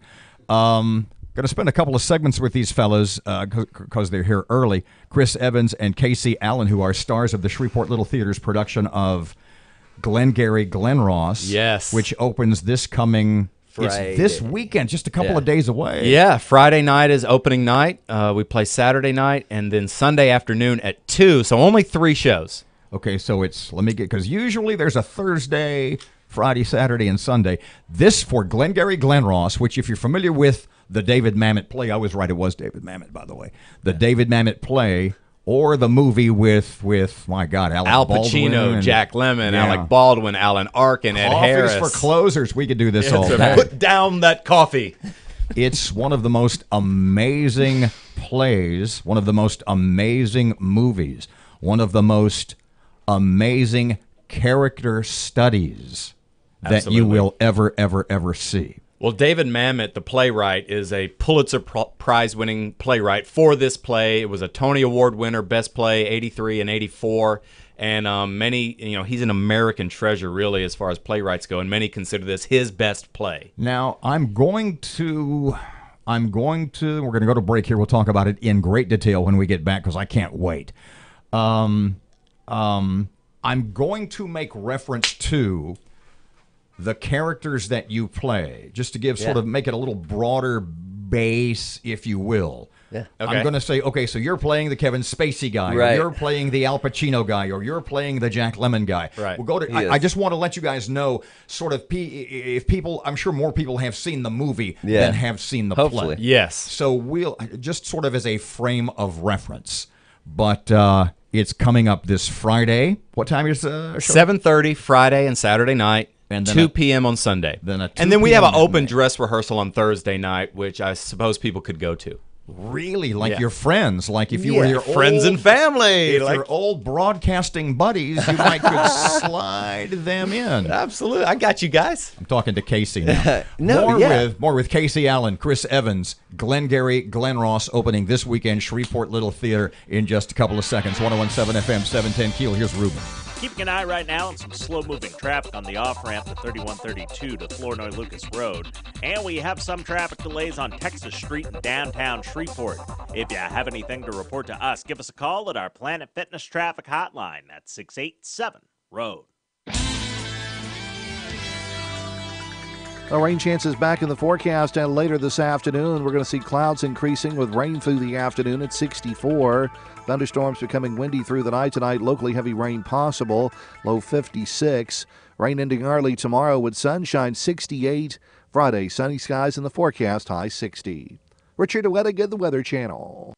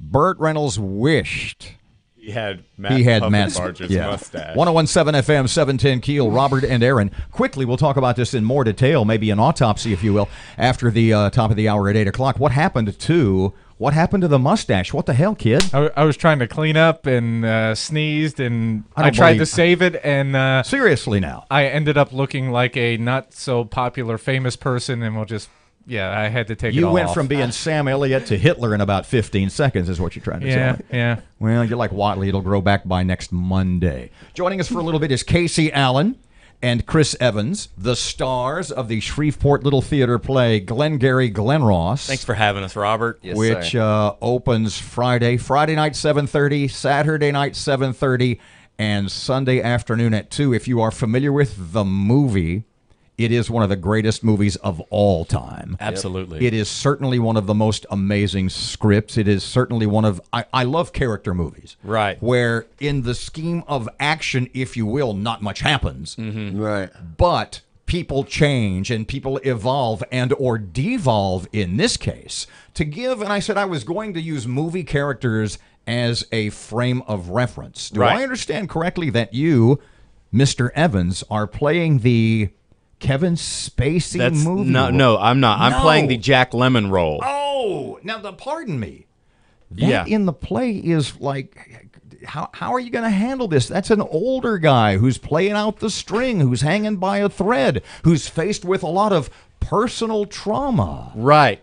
Well, so I'm playing it as, the guy that used to be the hot shot and has been on a bad streak, as of late. So the play doesn't go as in-depth as far as, like, his length of service and his daughter's problems and his marriage problems as you would understand in the movie. Right. So I do make a lot of references, as the character about, back in 75, boy, it was good back then, So I'm not going to age myself up, but I'll be able to play the guy that used to be the hot shot and has been on a bad streak. The Jack Lemmon character in the movie is basically a cat who has been beaten down by life. Right. There's nothing going right, and like I said, I use the phrase, this guy's hanging by a thread. Absolutely. I've seen a lot of your acting. Is this sort of that's something new for you, right? Yeah, I mean, it's like our director says, this is a play that, actors really want to sink their teeth into. So, I'm very lucky to be able to, and I'm a great admirer of Jack Lemmon, first of all. So I'm not going to be able to play the old guy. So I'm just going to have to play the has-been. And I'm old enough to have been. Nobody called me. What the hell? Right. So, I want to make it my own. I don't want to do it just like Jack Lemmon. Sure. And if people who are familiar with the movie will know that the Alec Baldwin role from the movie is not in the play. So that 5-minute speech that Alec Baldwin got a nomination for, Coffees for Closers, is not actually in the play. It never has been. There's a couple productions that inserted it, and they had to get David Mamet. David Mamet had to write it in, of course. So the play is slightly different from the movie in that the play is a comedy. The movie is dire straits. It is drama at its highest. So people that are familiar with the movie will be glad to see the play because it's the whole story in a different light. Casey Allen.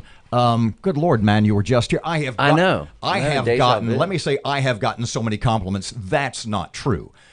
I have gotten so many compliments to pass along to you from your last visit that was here when you were doing the One Slight Hitch, the Lewis Black play. Yeah. Which it was great in. You were awesome. Nah, so you were doing the play.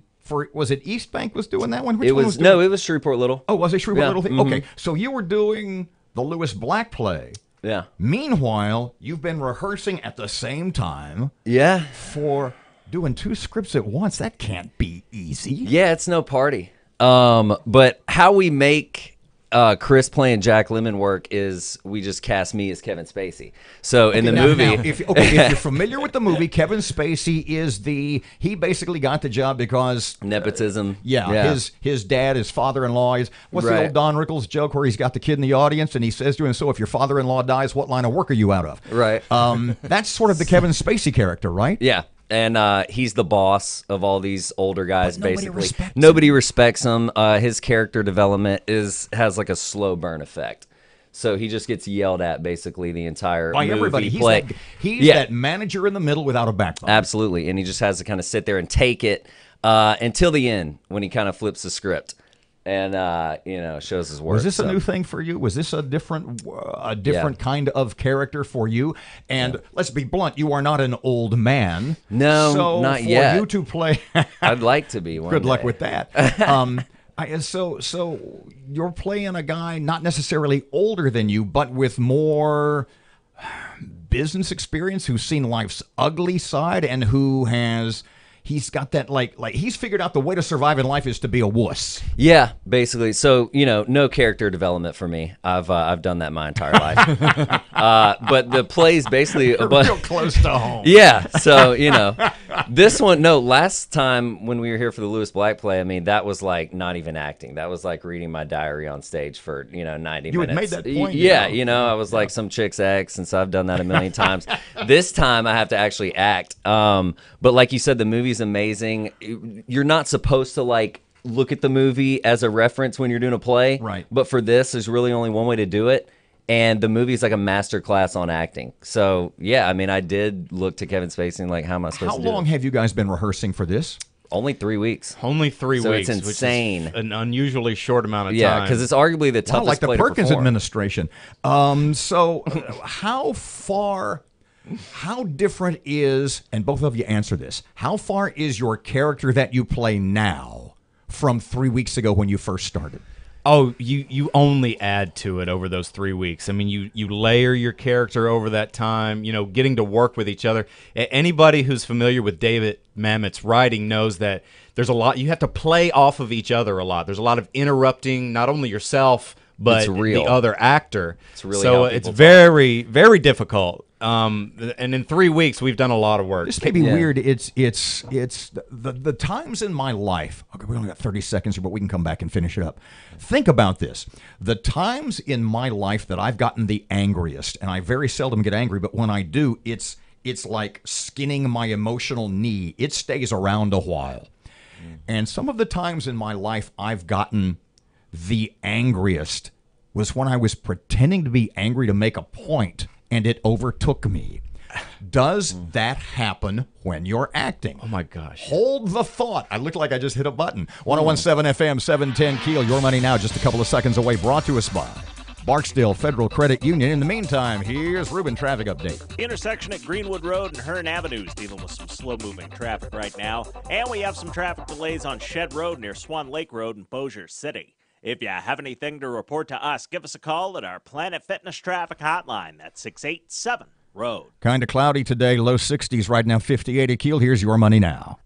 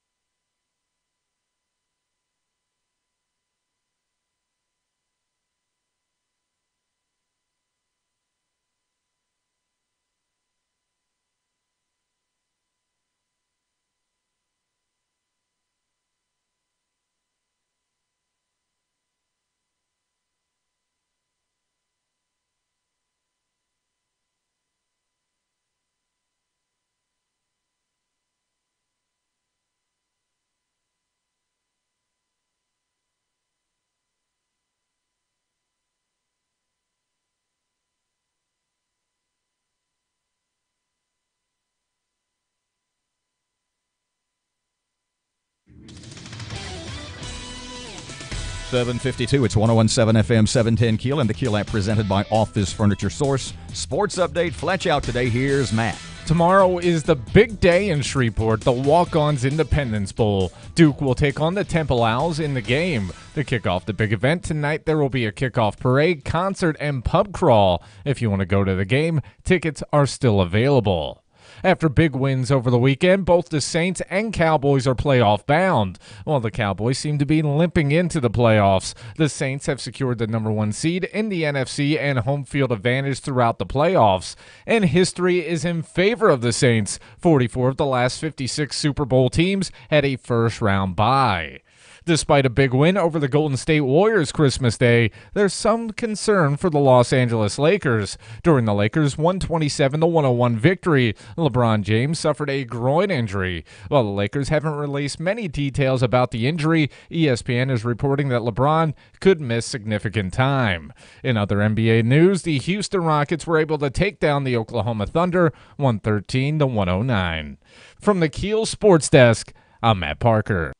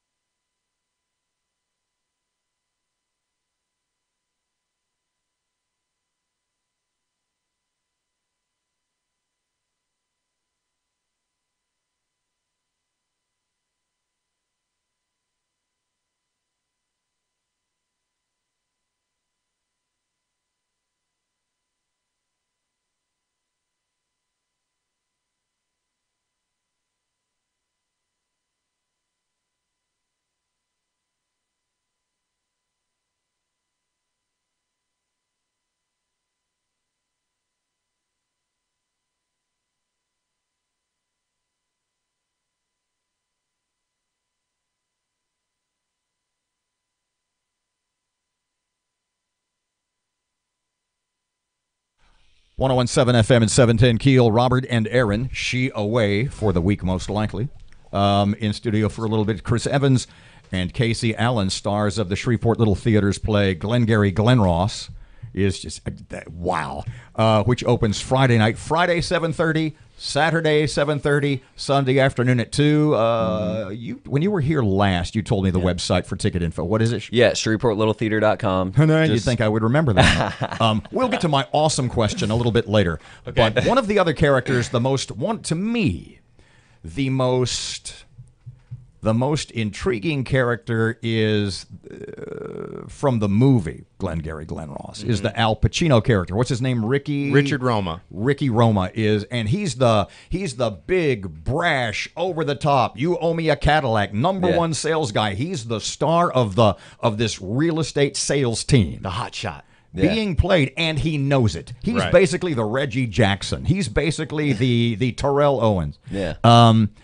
And it's being played by our friend Sean Dion. Right. Now, we've both seen Sean in previous plays. This is for Sean a brand new, this kind of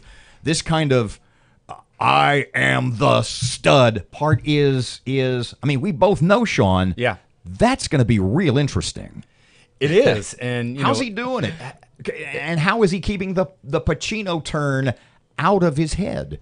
Well, it's hard to mimic Pacino without people thinking that you're mimicking Pacino. Yeah. So, but the point I'm making is Sean's a Boston guy. Right. Pacino is a New York guy. How is Sean approaching what I would think to many is the predominant role in the movie? He's approaching the play with a lot of anger.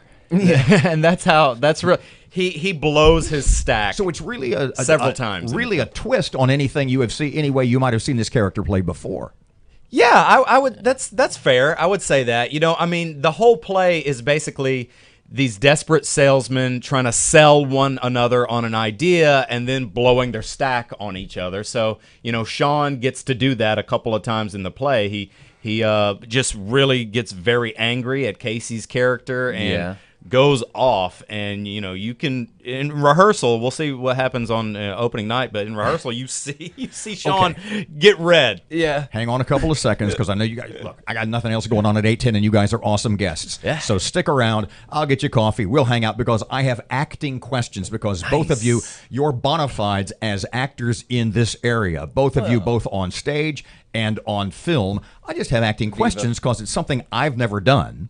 I've never tried, and it's something that is, in a lot of ways, difficult for me to comprehend. 757, 101.7 FM, 710 KEEL. Here's Sean Hannity.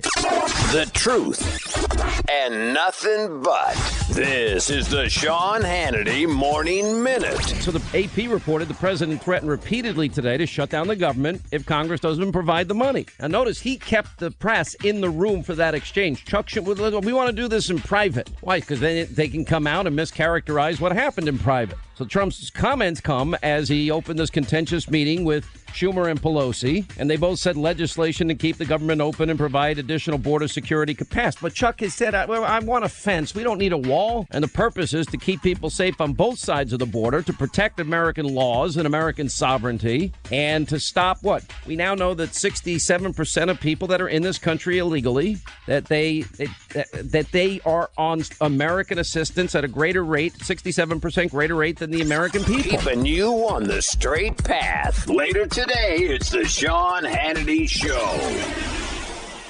Smoking is not about politics. It's about people. There are 34 million Americans that smoke. For me, Juul was a game changer because you switch to Juul. It's simple, it's satisfying, and no more smell. I watch people all the time. They run outside in the freezing cold, could be grabbing their cigarette. Well, with Juul, you'll take a quick puff and you're good. That's it. Now, Juul is designed with smokers in mind. From its form to technology, it's easy to use, no buttons, no switches. And the goal of Juul is to impact the lives of adult smokers by providing a satisfying alternative. Switch to Juul. You'll wish you had done it a long time ago. To discover the smoking alternative that is nothing like any e-cig vape you have ever tried, go to this website, Juul.com/Switch America. That's Juul.com/Switch America. Warning, this product contains nicotine, and nicotine is an addictive chemical. Juul.com/Switch America. Looking right now, slow-moving traffic at the intersection of Hollywood Avenue and Mansfield Road. And we have some traffic delays on Texas Street in downtown Shreveport. If you have anything to report to us, give us a call at our Planet Fitness Traffic Hotline. That's 687-ROAD. 7:59, here's your KEEL Weather Channel forecast. Kind of cloudy, small chance of rain today, kind of warm, low to middle 60s. 58 at KEEL, 7:59. Well, 8 o'clock now. Here's Fox News on KEEL. Breaking news and trending talk. This is 101.7 FM and 710 KEEL. KEEL, Shreveport.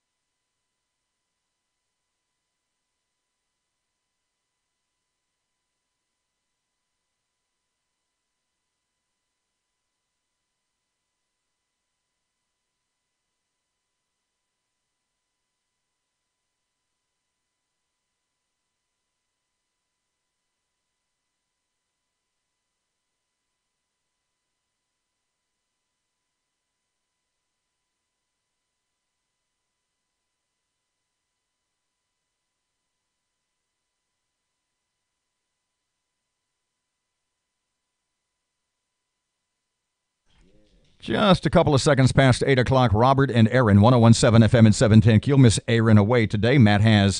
Matt is in the Erin chair, and he has local news up next. Bossier Parish is gearing up for some possible flooding. We'll give you some details on that. A man is dead, and a toddler is recovering after being shot on Christmas Eve.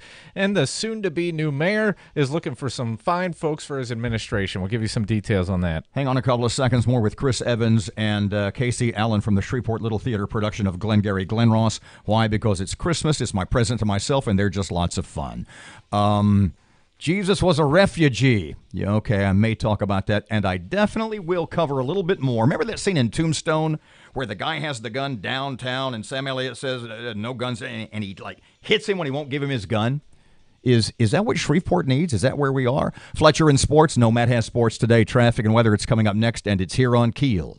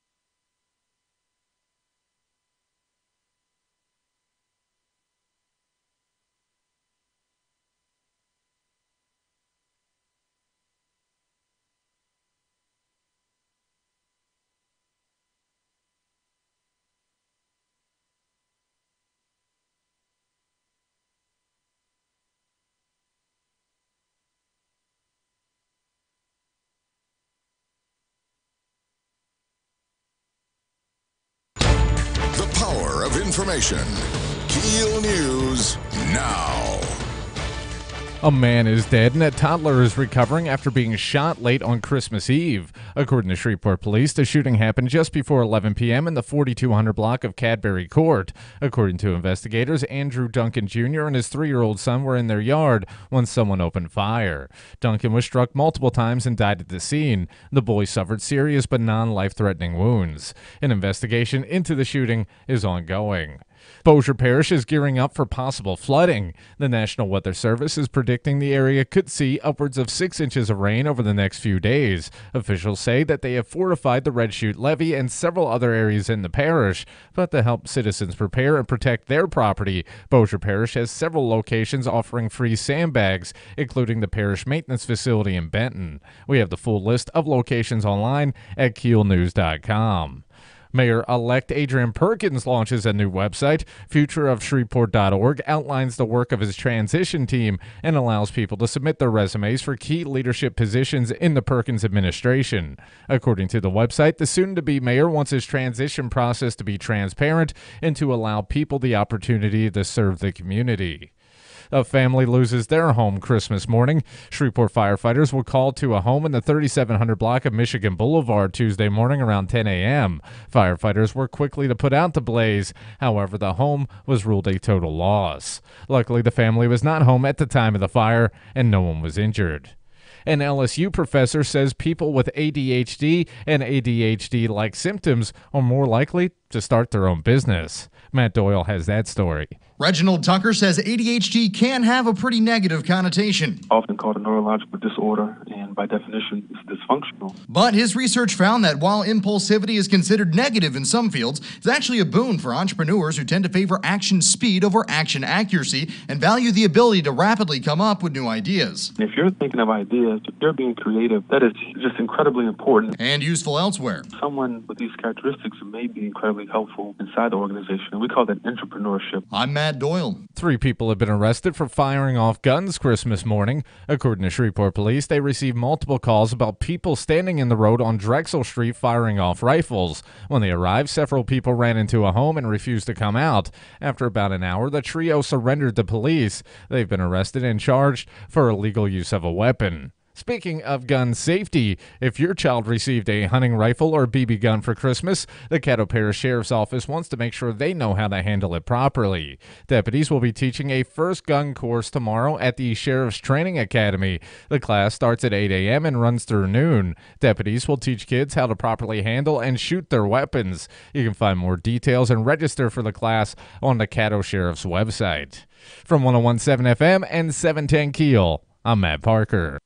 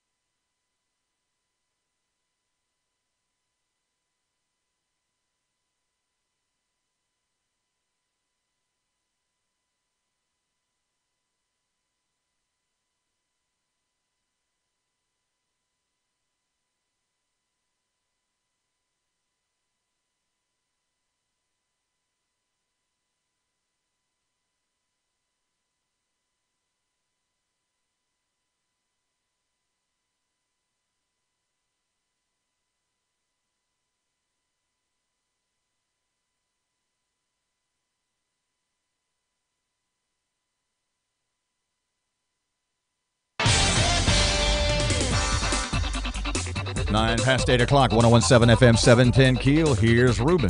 Looking right now at some slow-moving traffic at the intersection of Hollywood Avenue and Mansfield Road. And we have some traffic delays on Texas Street in downtown Shreveport. If you have anything to report to us, give us a call at our Planet Fitness Traffic Hotline. That's 687-ROAD.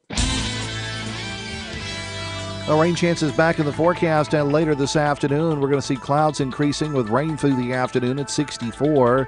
Thunderstorms becoming windy through the night tonight. Locally heavy rain possible, low 56. Rain ending early tomorrow with sunshine, 68. Friday, sunny skies in the forecast, high 60. Richard Wettigan, the Weather Channel.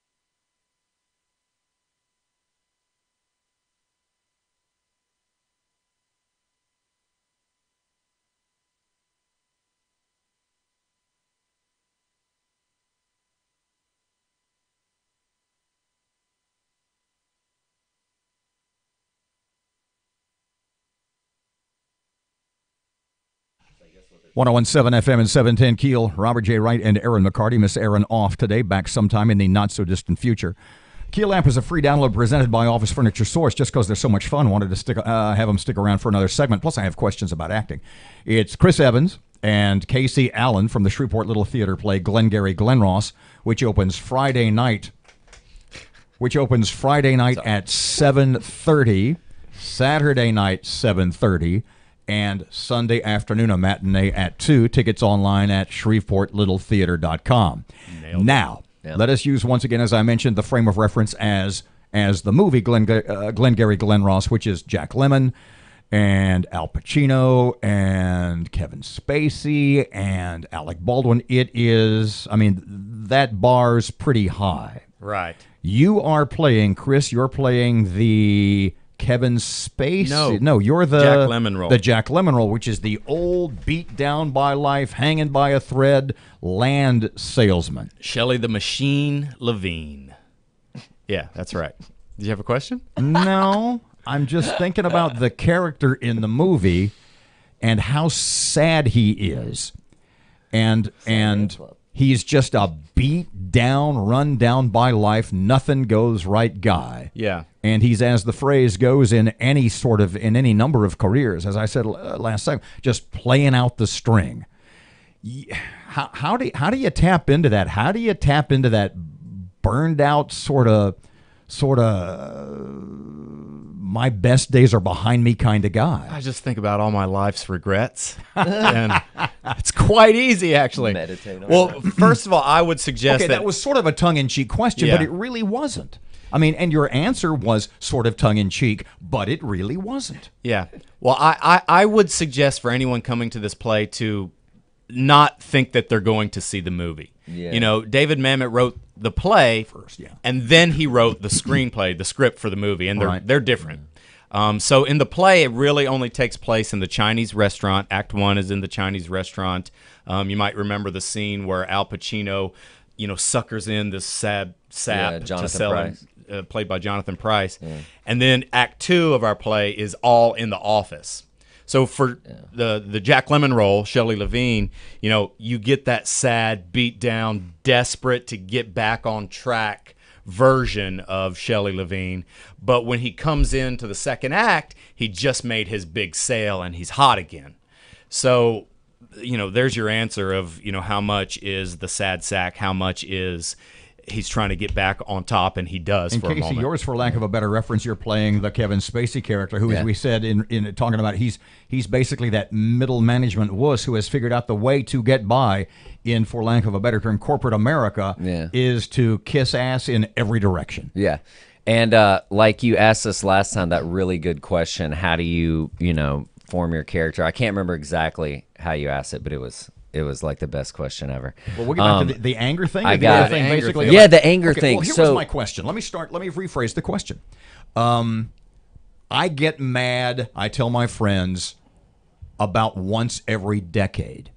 The last time I really flew off the handle at somebody was 1997 or 98, where I lost my stuff. And the way that happened was it was a meeting, and I knew I was going to have to pretend to get angry. I ask parents this all the time. You got kids, you got to kind of pretend to be angry to their kids. You got to scare them, the line from Bull Durham, right? Yeah.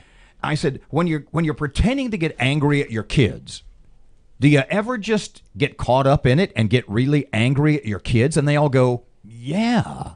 The last time I really got angry, and when I get angry, I'll say it again, it's like I skin my knee emotionally. It stays with me 2 or 3 days, which is one of the reasons I'm not really an anger-based guy.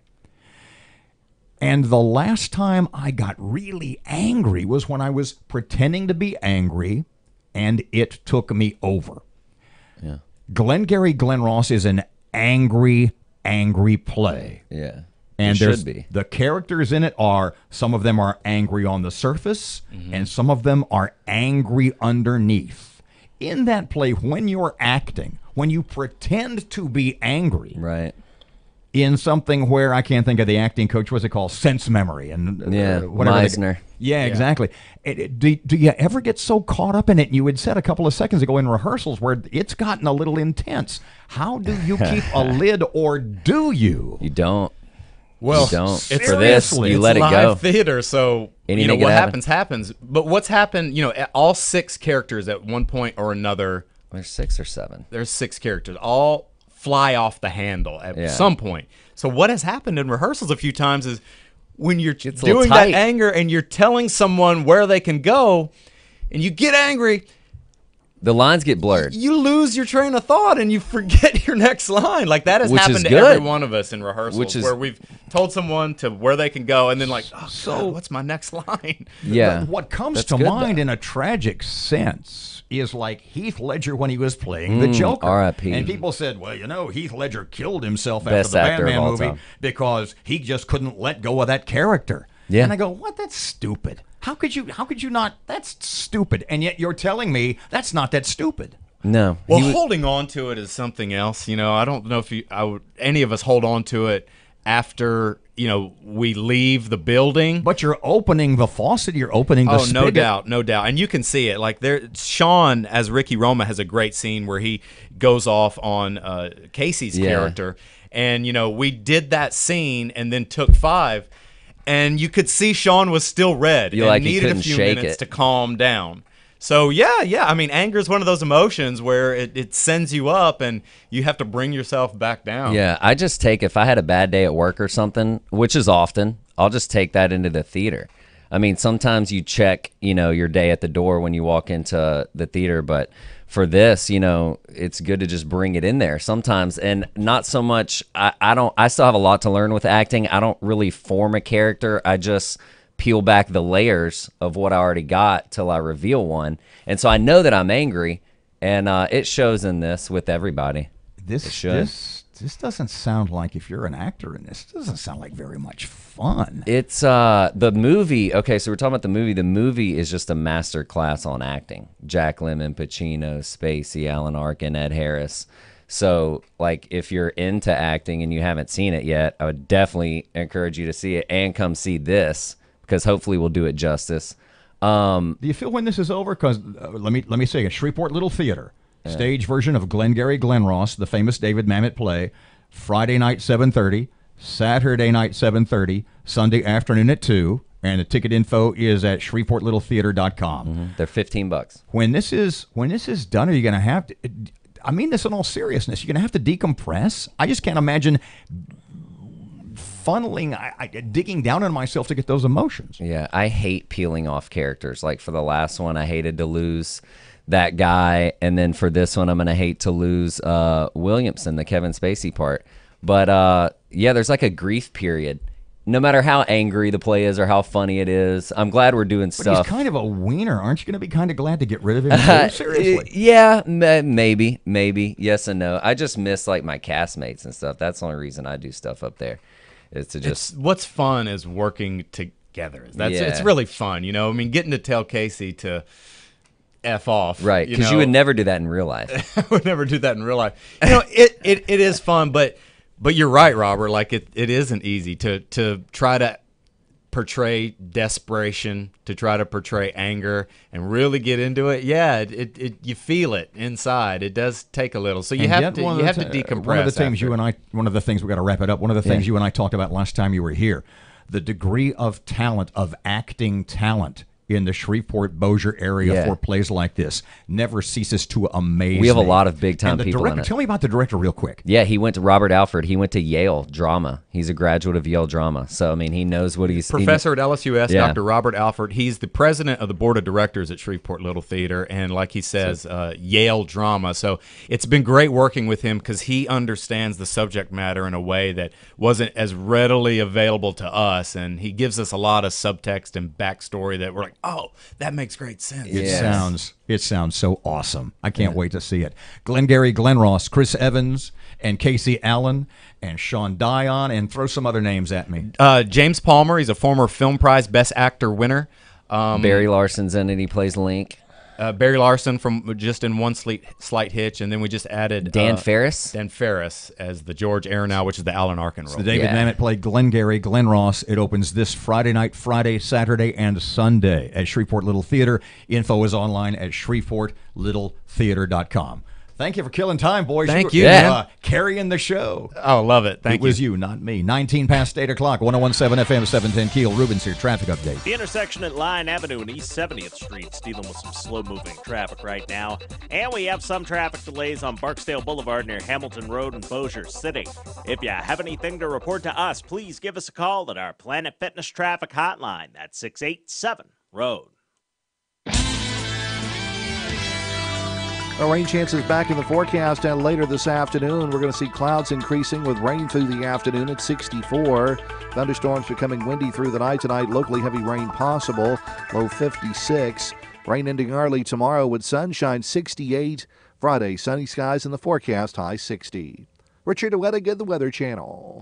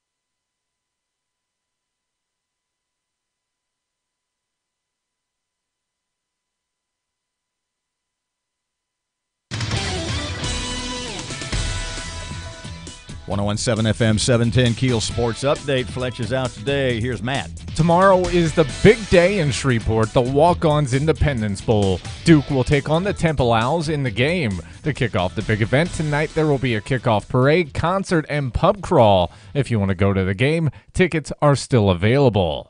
After big wins over the weekend, both the Saints and Cowboys are playoff bound. While the Cowboys seem to be limping into the playoffs, the Saints have secured the number 1 seed in the NFC and home field advantage throughout the playoffs. And history is in favor of the Saints. 44 of the last 56 Super Bowl teams had a first-round bye. Despite a big win over the Golden State Warriors Christmas Day, there's some concern for the Los Angeles Lakers. During the Lakers' 127-101 victory, LeBron James suffered a groin injury. While the Lakers haven't released many details about the injury, ESPN is reporting that LeBron could miss significant time. In other NBA news, the Houston Rockets were able to take down the Oklahoma Thunder 113-109. From the Keel Sports Desk, I'm Matt Parker.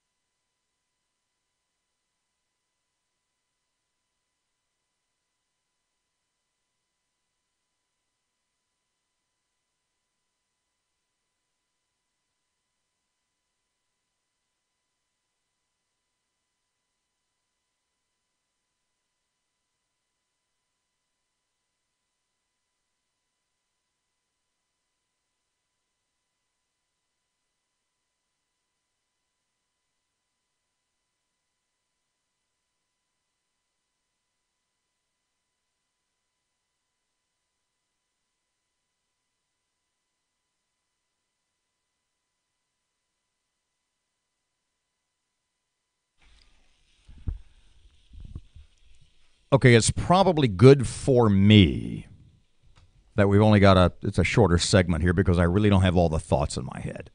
101.7 FM, 710 Keel, Robert and Erin, who's away for the day. And it was a segment that I kind of talked about this in the 6 o'clock hour, and it's an analogy I use often for something that I'm thinking about but haven't really formed all my thoughts yet. And I say there's like an explosion of an idea. And all the ideas related to that are still up in the air, and they haven't landed yet. Somebody says, well, what do you think about it? And I said, well, I got a couple of rough ideas, but all the pieces haven't landed back on the ground yet to see how they're going to all be pieced together. And the biggest thing I saw over the Christmas holiday, yesterday, the day before, etc., the one who was the most publicized was the Congresswoman-elect from New York, Alexandria Ocasio-Cortez, and basically, and it's something you've seen all over the place, that Jesus, Mary, and Joseph were refugees.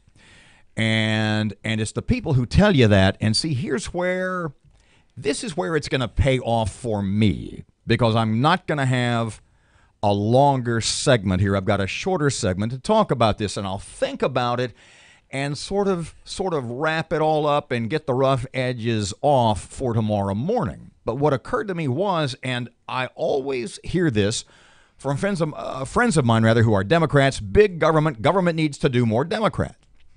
And I always say, well, hold on just a couple of seconds. I said, Jesus was killed, executed, murdered by the biggest government, the most oppressive, not jackbooted, jack-sandaled government in the history of the world, and that was Rome.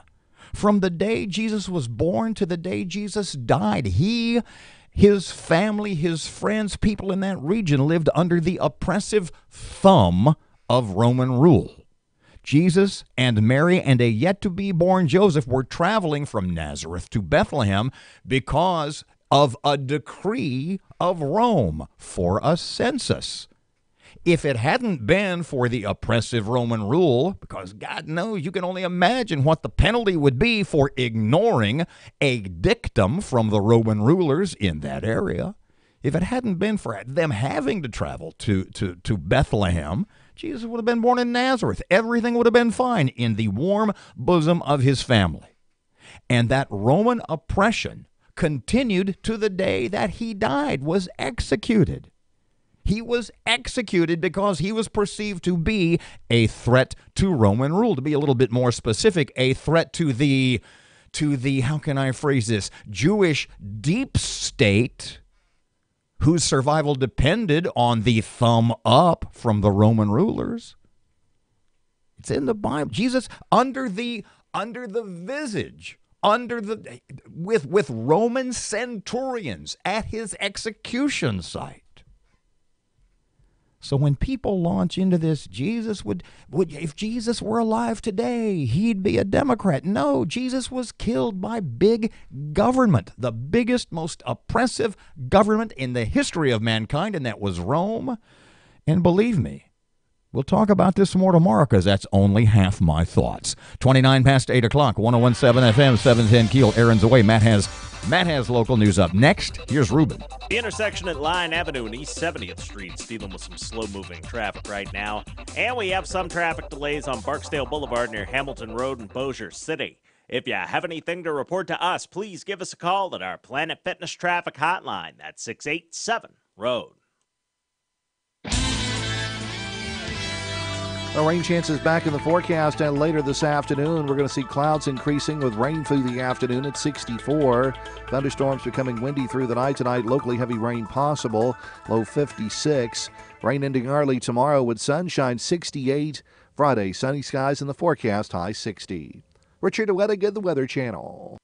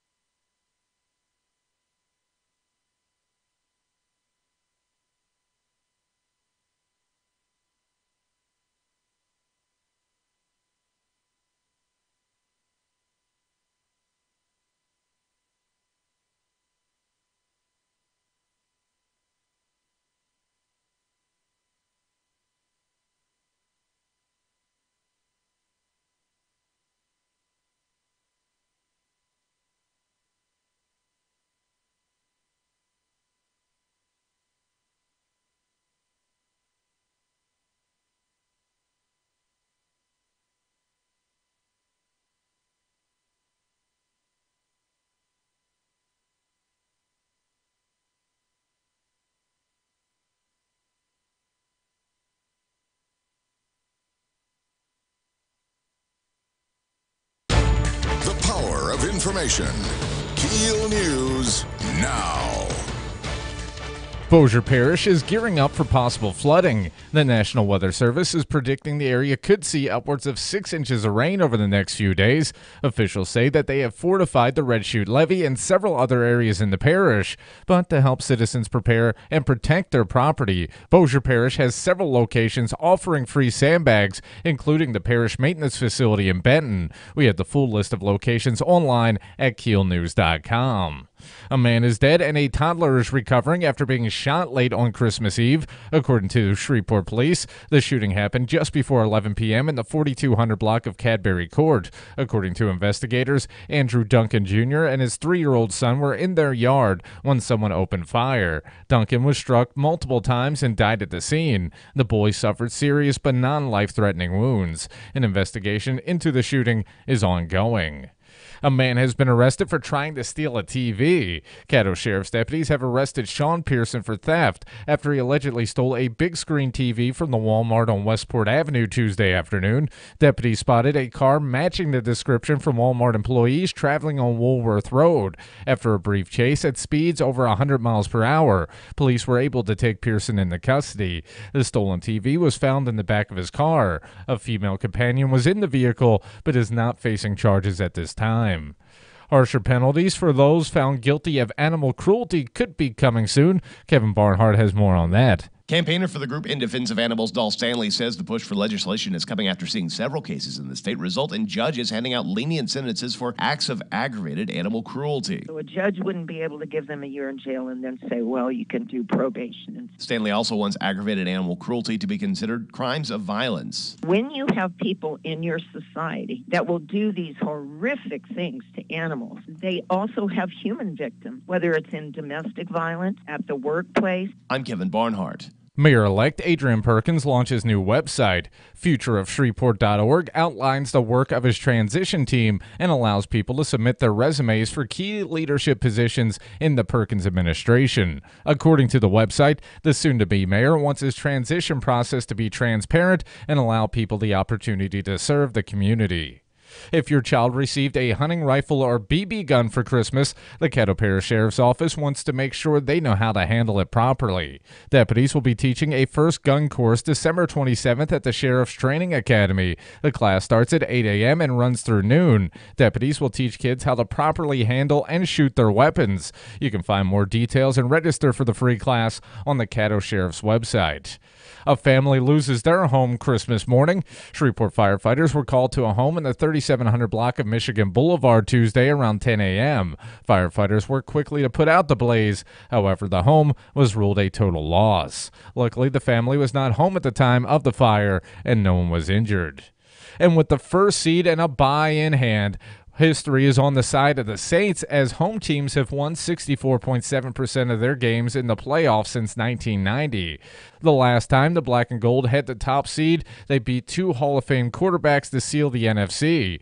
Defensive end Cam Jordan says everyone knows how potent the New Orleans crowd can be. That's huge. We get more games at the Dome. We get more games to be home. And clearly, Dome field advantage is real. 44 of the last 56 Super Bowl teams had a first-round bye.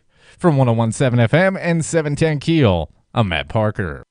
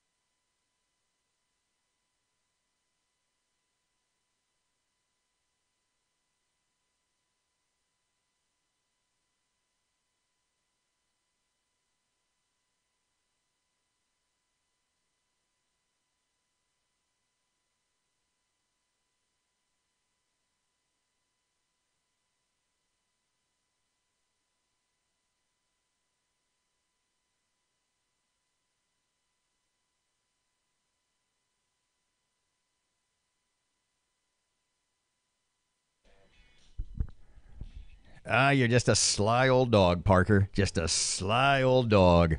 101.7 FM, 710 KEEL, Robert J. Wright and Erin McCarty. I got Shreveport Security Systems text line. 318-392-1884. Hold on a second, because I brought in, Matt has been bugging me for about, I'm thinking it's been more than a year, don't you? Well, here's how it started. Last Christmas, you're like, I'm going to give you my records for Christmas. I didn't say give. Yes, you did. Did I really? And then you kept forgetting them conveniently. And then you're like, well, I'll sell them to you because I don't know what they're worth. And then why don't you look them up what they're worth, and then I'll sell them on eBay. And then you're back to selling them to me. So from the Shreveport Security Systems text line, my dad has around 10,000 vinyl albums. He also got some of them from my grandfather, who lost many more in a fire long ago. I don't think I'll be able to ever go through them all. Now, I've been in radio 40-something years, 46 plus, okay? I know guys, our friend Paul in New Orleans, how many albums, how many vinyl LPs does Paul have? Would you say 5,000 minimum? Oh, God. He has an entire storage unit just filled with records and music stuff. How many do you have? More than 1,000? Probably close to 1,500 if I had to put a number on it. Seriously? Yeah. Now, I, Robert J. Wright, in radio for nigh on 5 decades, and fewer than 5 of those in actual talk radio, so I was a DJ for 40 plus of those. Spinning the wax, as we used to say. Well, I never said that. How many albums, I'm talking to the audience now, how many albums do you guys think I have? 1,000? 1,500? 2,000? 5,000? 10,000? Like our Shreveport Security Systems text line guy? Not quite. How many do I have? 24, maybe. I've never really cared. I've got maybe 25. are there. But the thing is, I think you're trying to screw me here where I said you're a sly old dog. I've got like a whole Beatles collection. They could be worth $3.99 a piece, or they could be worth $3,000 a piece. My concern is I don't know. You're the guy with 2,000 freaking albums. You know more about this than I do. My concern is you're going to tell me, you know, that old car out in your garage isn't worth anything there, old fella, when in reality it's the Steve McQueen Bullet Mustang. I can guarantee you nothing you have in that pile is worth $3,000. That's what. See, I agree with you. But if I were trying to put the screws to me, that's what I'd say. I just know a couple of the records you have over there that I did casually look up were like $1.99, $2.99. So make me an offer. There's 25 of them there. Make me an offer. I say we go back to the original agreement and it'd be a Christmas gift, but you know. I'm at $500. Somewhere between the two, we'll reach a deal. 21 away from 9 o'clock. It's 101.7 FM, 710 KEEL. Has downtown Shreveport literally become Tombstone? Except nobody's whacking you over the head and taking your guns. Should we be doing that? Talk about that next. Traffic update. Here's Ruben. Looking right now at some slow-moving traffic at the intersection of Hollywood Avenue and Mansfield Road. And we have some traffic delays on Texas Street in downtown Shreveport. If you have anything to report to us, give us a call at our Planet Fitness Traffic Hotline. That's 687-ROAD. Rain chances back in the forecast, and later this afternoon we're going to see clouds increasing with rain through the afternoon at 64. Thunderstorms becoming windy through the night tonight. Locally heavy rain possible. Low 56. Rain ending early tomorrow with sunshine 68. Friday sunny skies in the forecast, high 60. Richard Wettigan, the Weather Channel.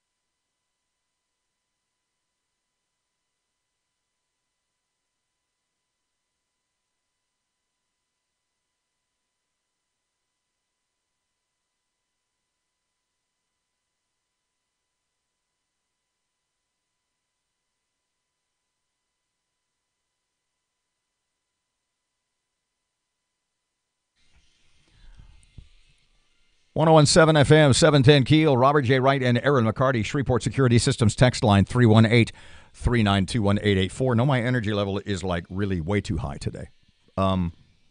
which is odd because I went to bed about 12:45. 1:45, 2:45, 3:45, 4:30. So I'll be a wreck tomorrow. What happened is when I'm on vacation, I've told you before, people say all the time, when you're on vacation, do you wake up at 4:30 or 5? No. Sleep to me is a leisure activity. If it were not for, and this is legit, if it were not for an external stimuli, i.e. the alarm going off, it would be like I were in a coma. I would just sleep probably 8, 9, 10 hours straight through. Or I'd wake up and turn right back over and go to sleep for another 2 or 3 hours.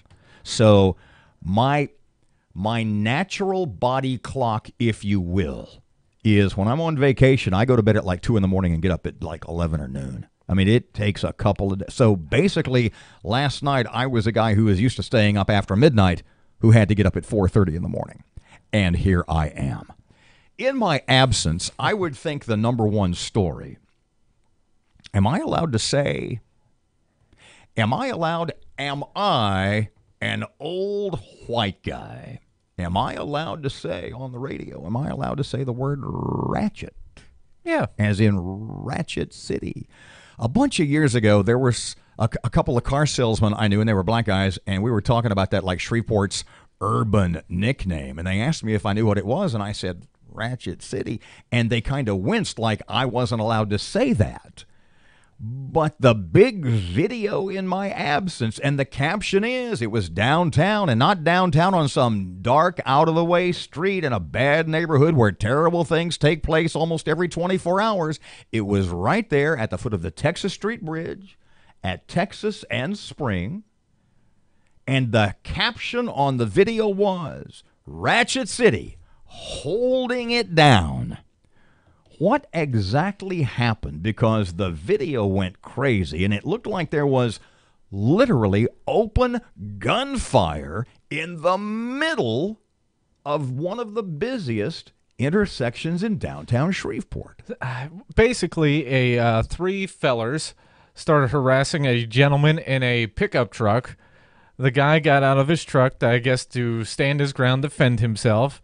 The three fellers backed off, and then some gunfire rang out. Some folks say it was the driver who fired shots as sort of warning shots. Yeah. Some folks say it was another guy.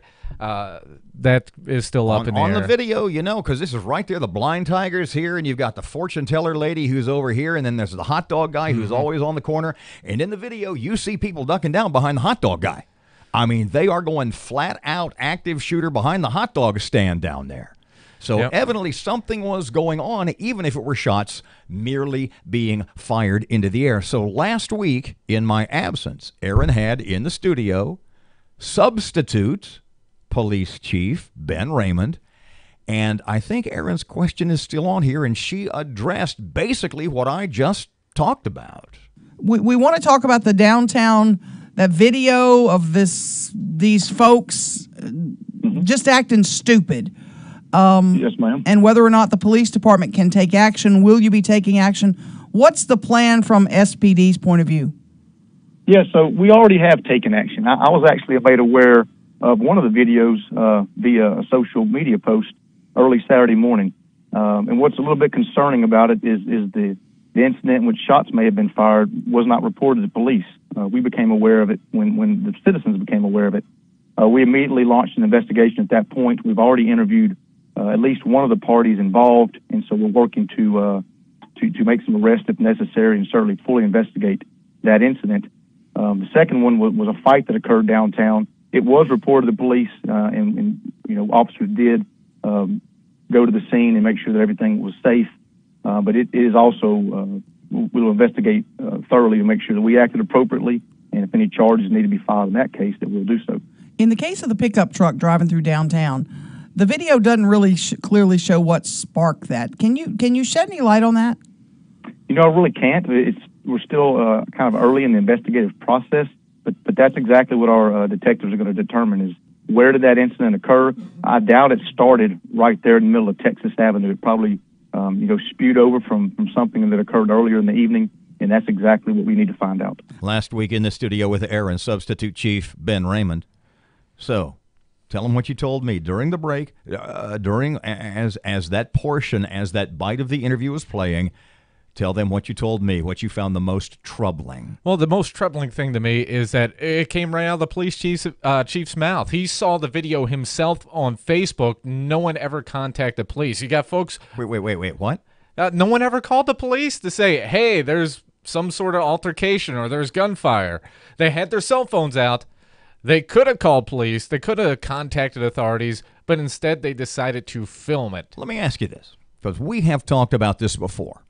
You say, I find that troubling. Matt Parker, quote, I find that troubling. But do you, Matt Parker, do you find that surprising? Surprising? No. Sadly not.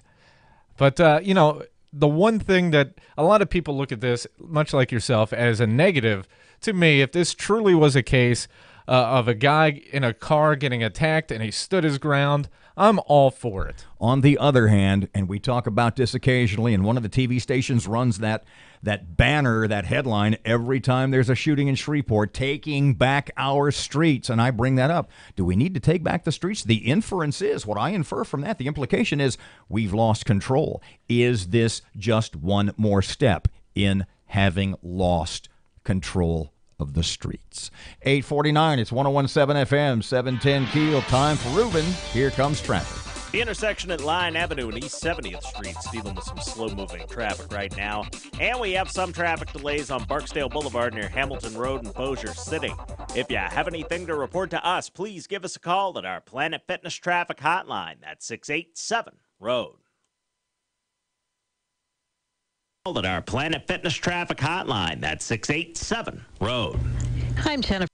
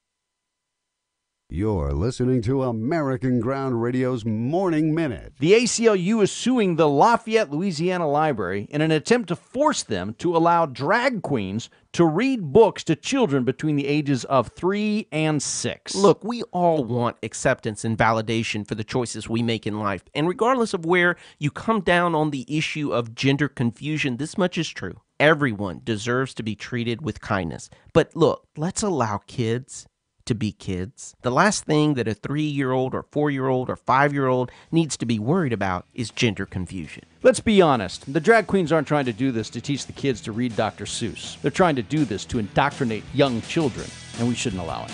American Ground Radio, where building a better America begins with building a better us. Return each weeknight from 6 to 7 p.m. with Louis R. Avalone and Stephen Parr on 101.7 FM and 710 KEEL and streaming live at KEELnews.com.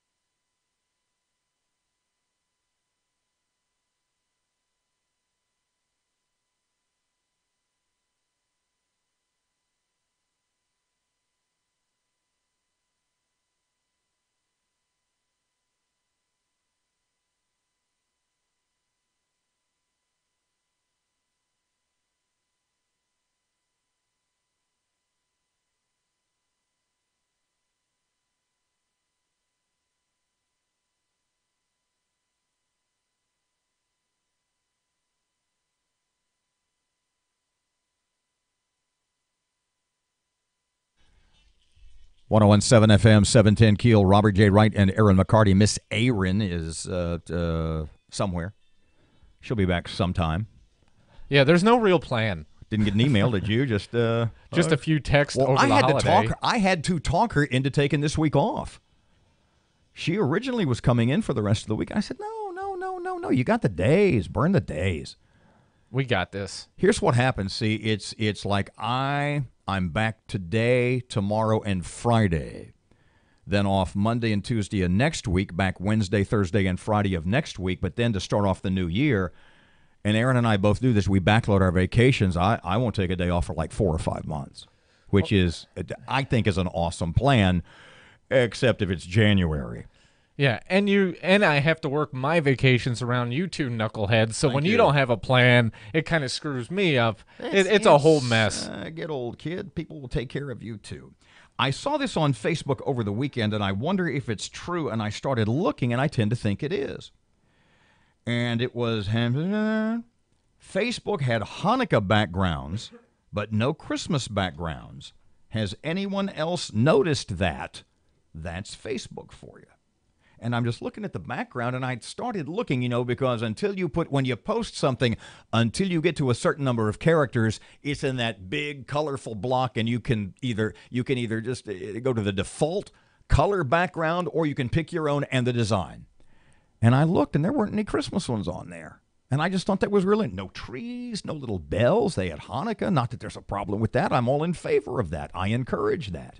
But it's interesting to me that for the biggest holiday of the year, Christmas, that Facebook, for all the posting, for all the little colorful blocks, pick a color, pick a design, that they left out anything Christmas related. One of the things we didn't touch on, we got into it early, and we didn't expound on this like I promised. We'll do it early on tomorrow, is LeBron James. And it's a TV show. It's his TV show on HBO. It's called The Shop. And if you are of the same political leaning as me, i.e. really conservative, and what I'm saying is if Bill Maher pisses you off, you don't even want to watch The Shop, because with LeBron James, it's basically a bunch of rich guys sitting around in a circle talking about how their lives suck, which I am fascinated by, and we'll talk about that a little bit more detail tomorrow. But what LeBron said was that National Football League owners have a slave owner's mentality. And it was him, and it was Todd Gurley, who plays for the Rams, and Ice Cube, and they were one of the things that had one of the most controversial statements was LeBron saying that NFL owners have a slave owner's mentality. Keep thinking about it. We'll talk about it tomorrow, I promise. Back tomorrow morning, 6 till 9. Robert J. Wright, Erin McCarty, 1017 FM, 710 Keel. Here's Kim Commando. Now that all the presents are opened, let's take a look at the top things to buy right now, the day after Christmas. Kim Commando with your Wednesday Consumer Tech Update. Okay, if you're an organized shopper, the first thing to stockpile right now are Christmas wrapping and holiday decorations for next year. Online stores and retail stores are blowing out whatever's left over at rock-bottom prices.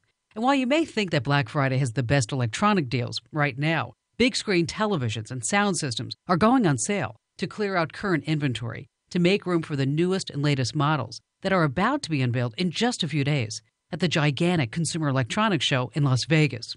You see, the drill each year is for stores to unload last year's models at low prices because they have to free up shelf space. And yes, the latest televisions will have a few new features, but it's not enough to make what you buy today totally obsolete.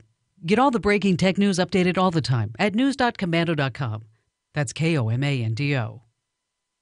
When you're hiring, you don't want to waste time sorting through dozens of irrelevant resumes. You want an efficient way to get to a short list of qualified candidates. You need Indeed.com. Post a job in minutes. Set up screener questions based on your job requirements. Then zero in on qualified candidates using an intuitive online dashboard. Discover why 3 million businesses use Indeed.com for hiring. Post a job today at Indeed.com/hire. Search for greatness. Search Indeed.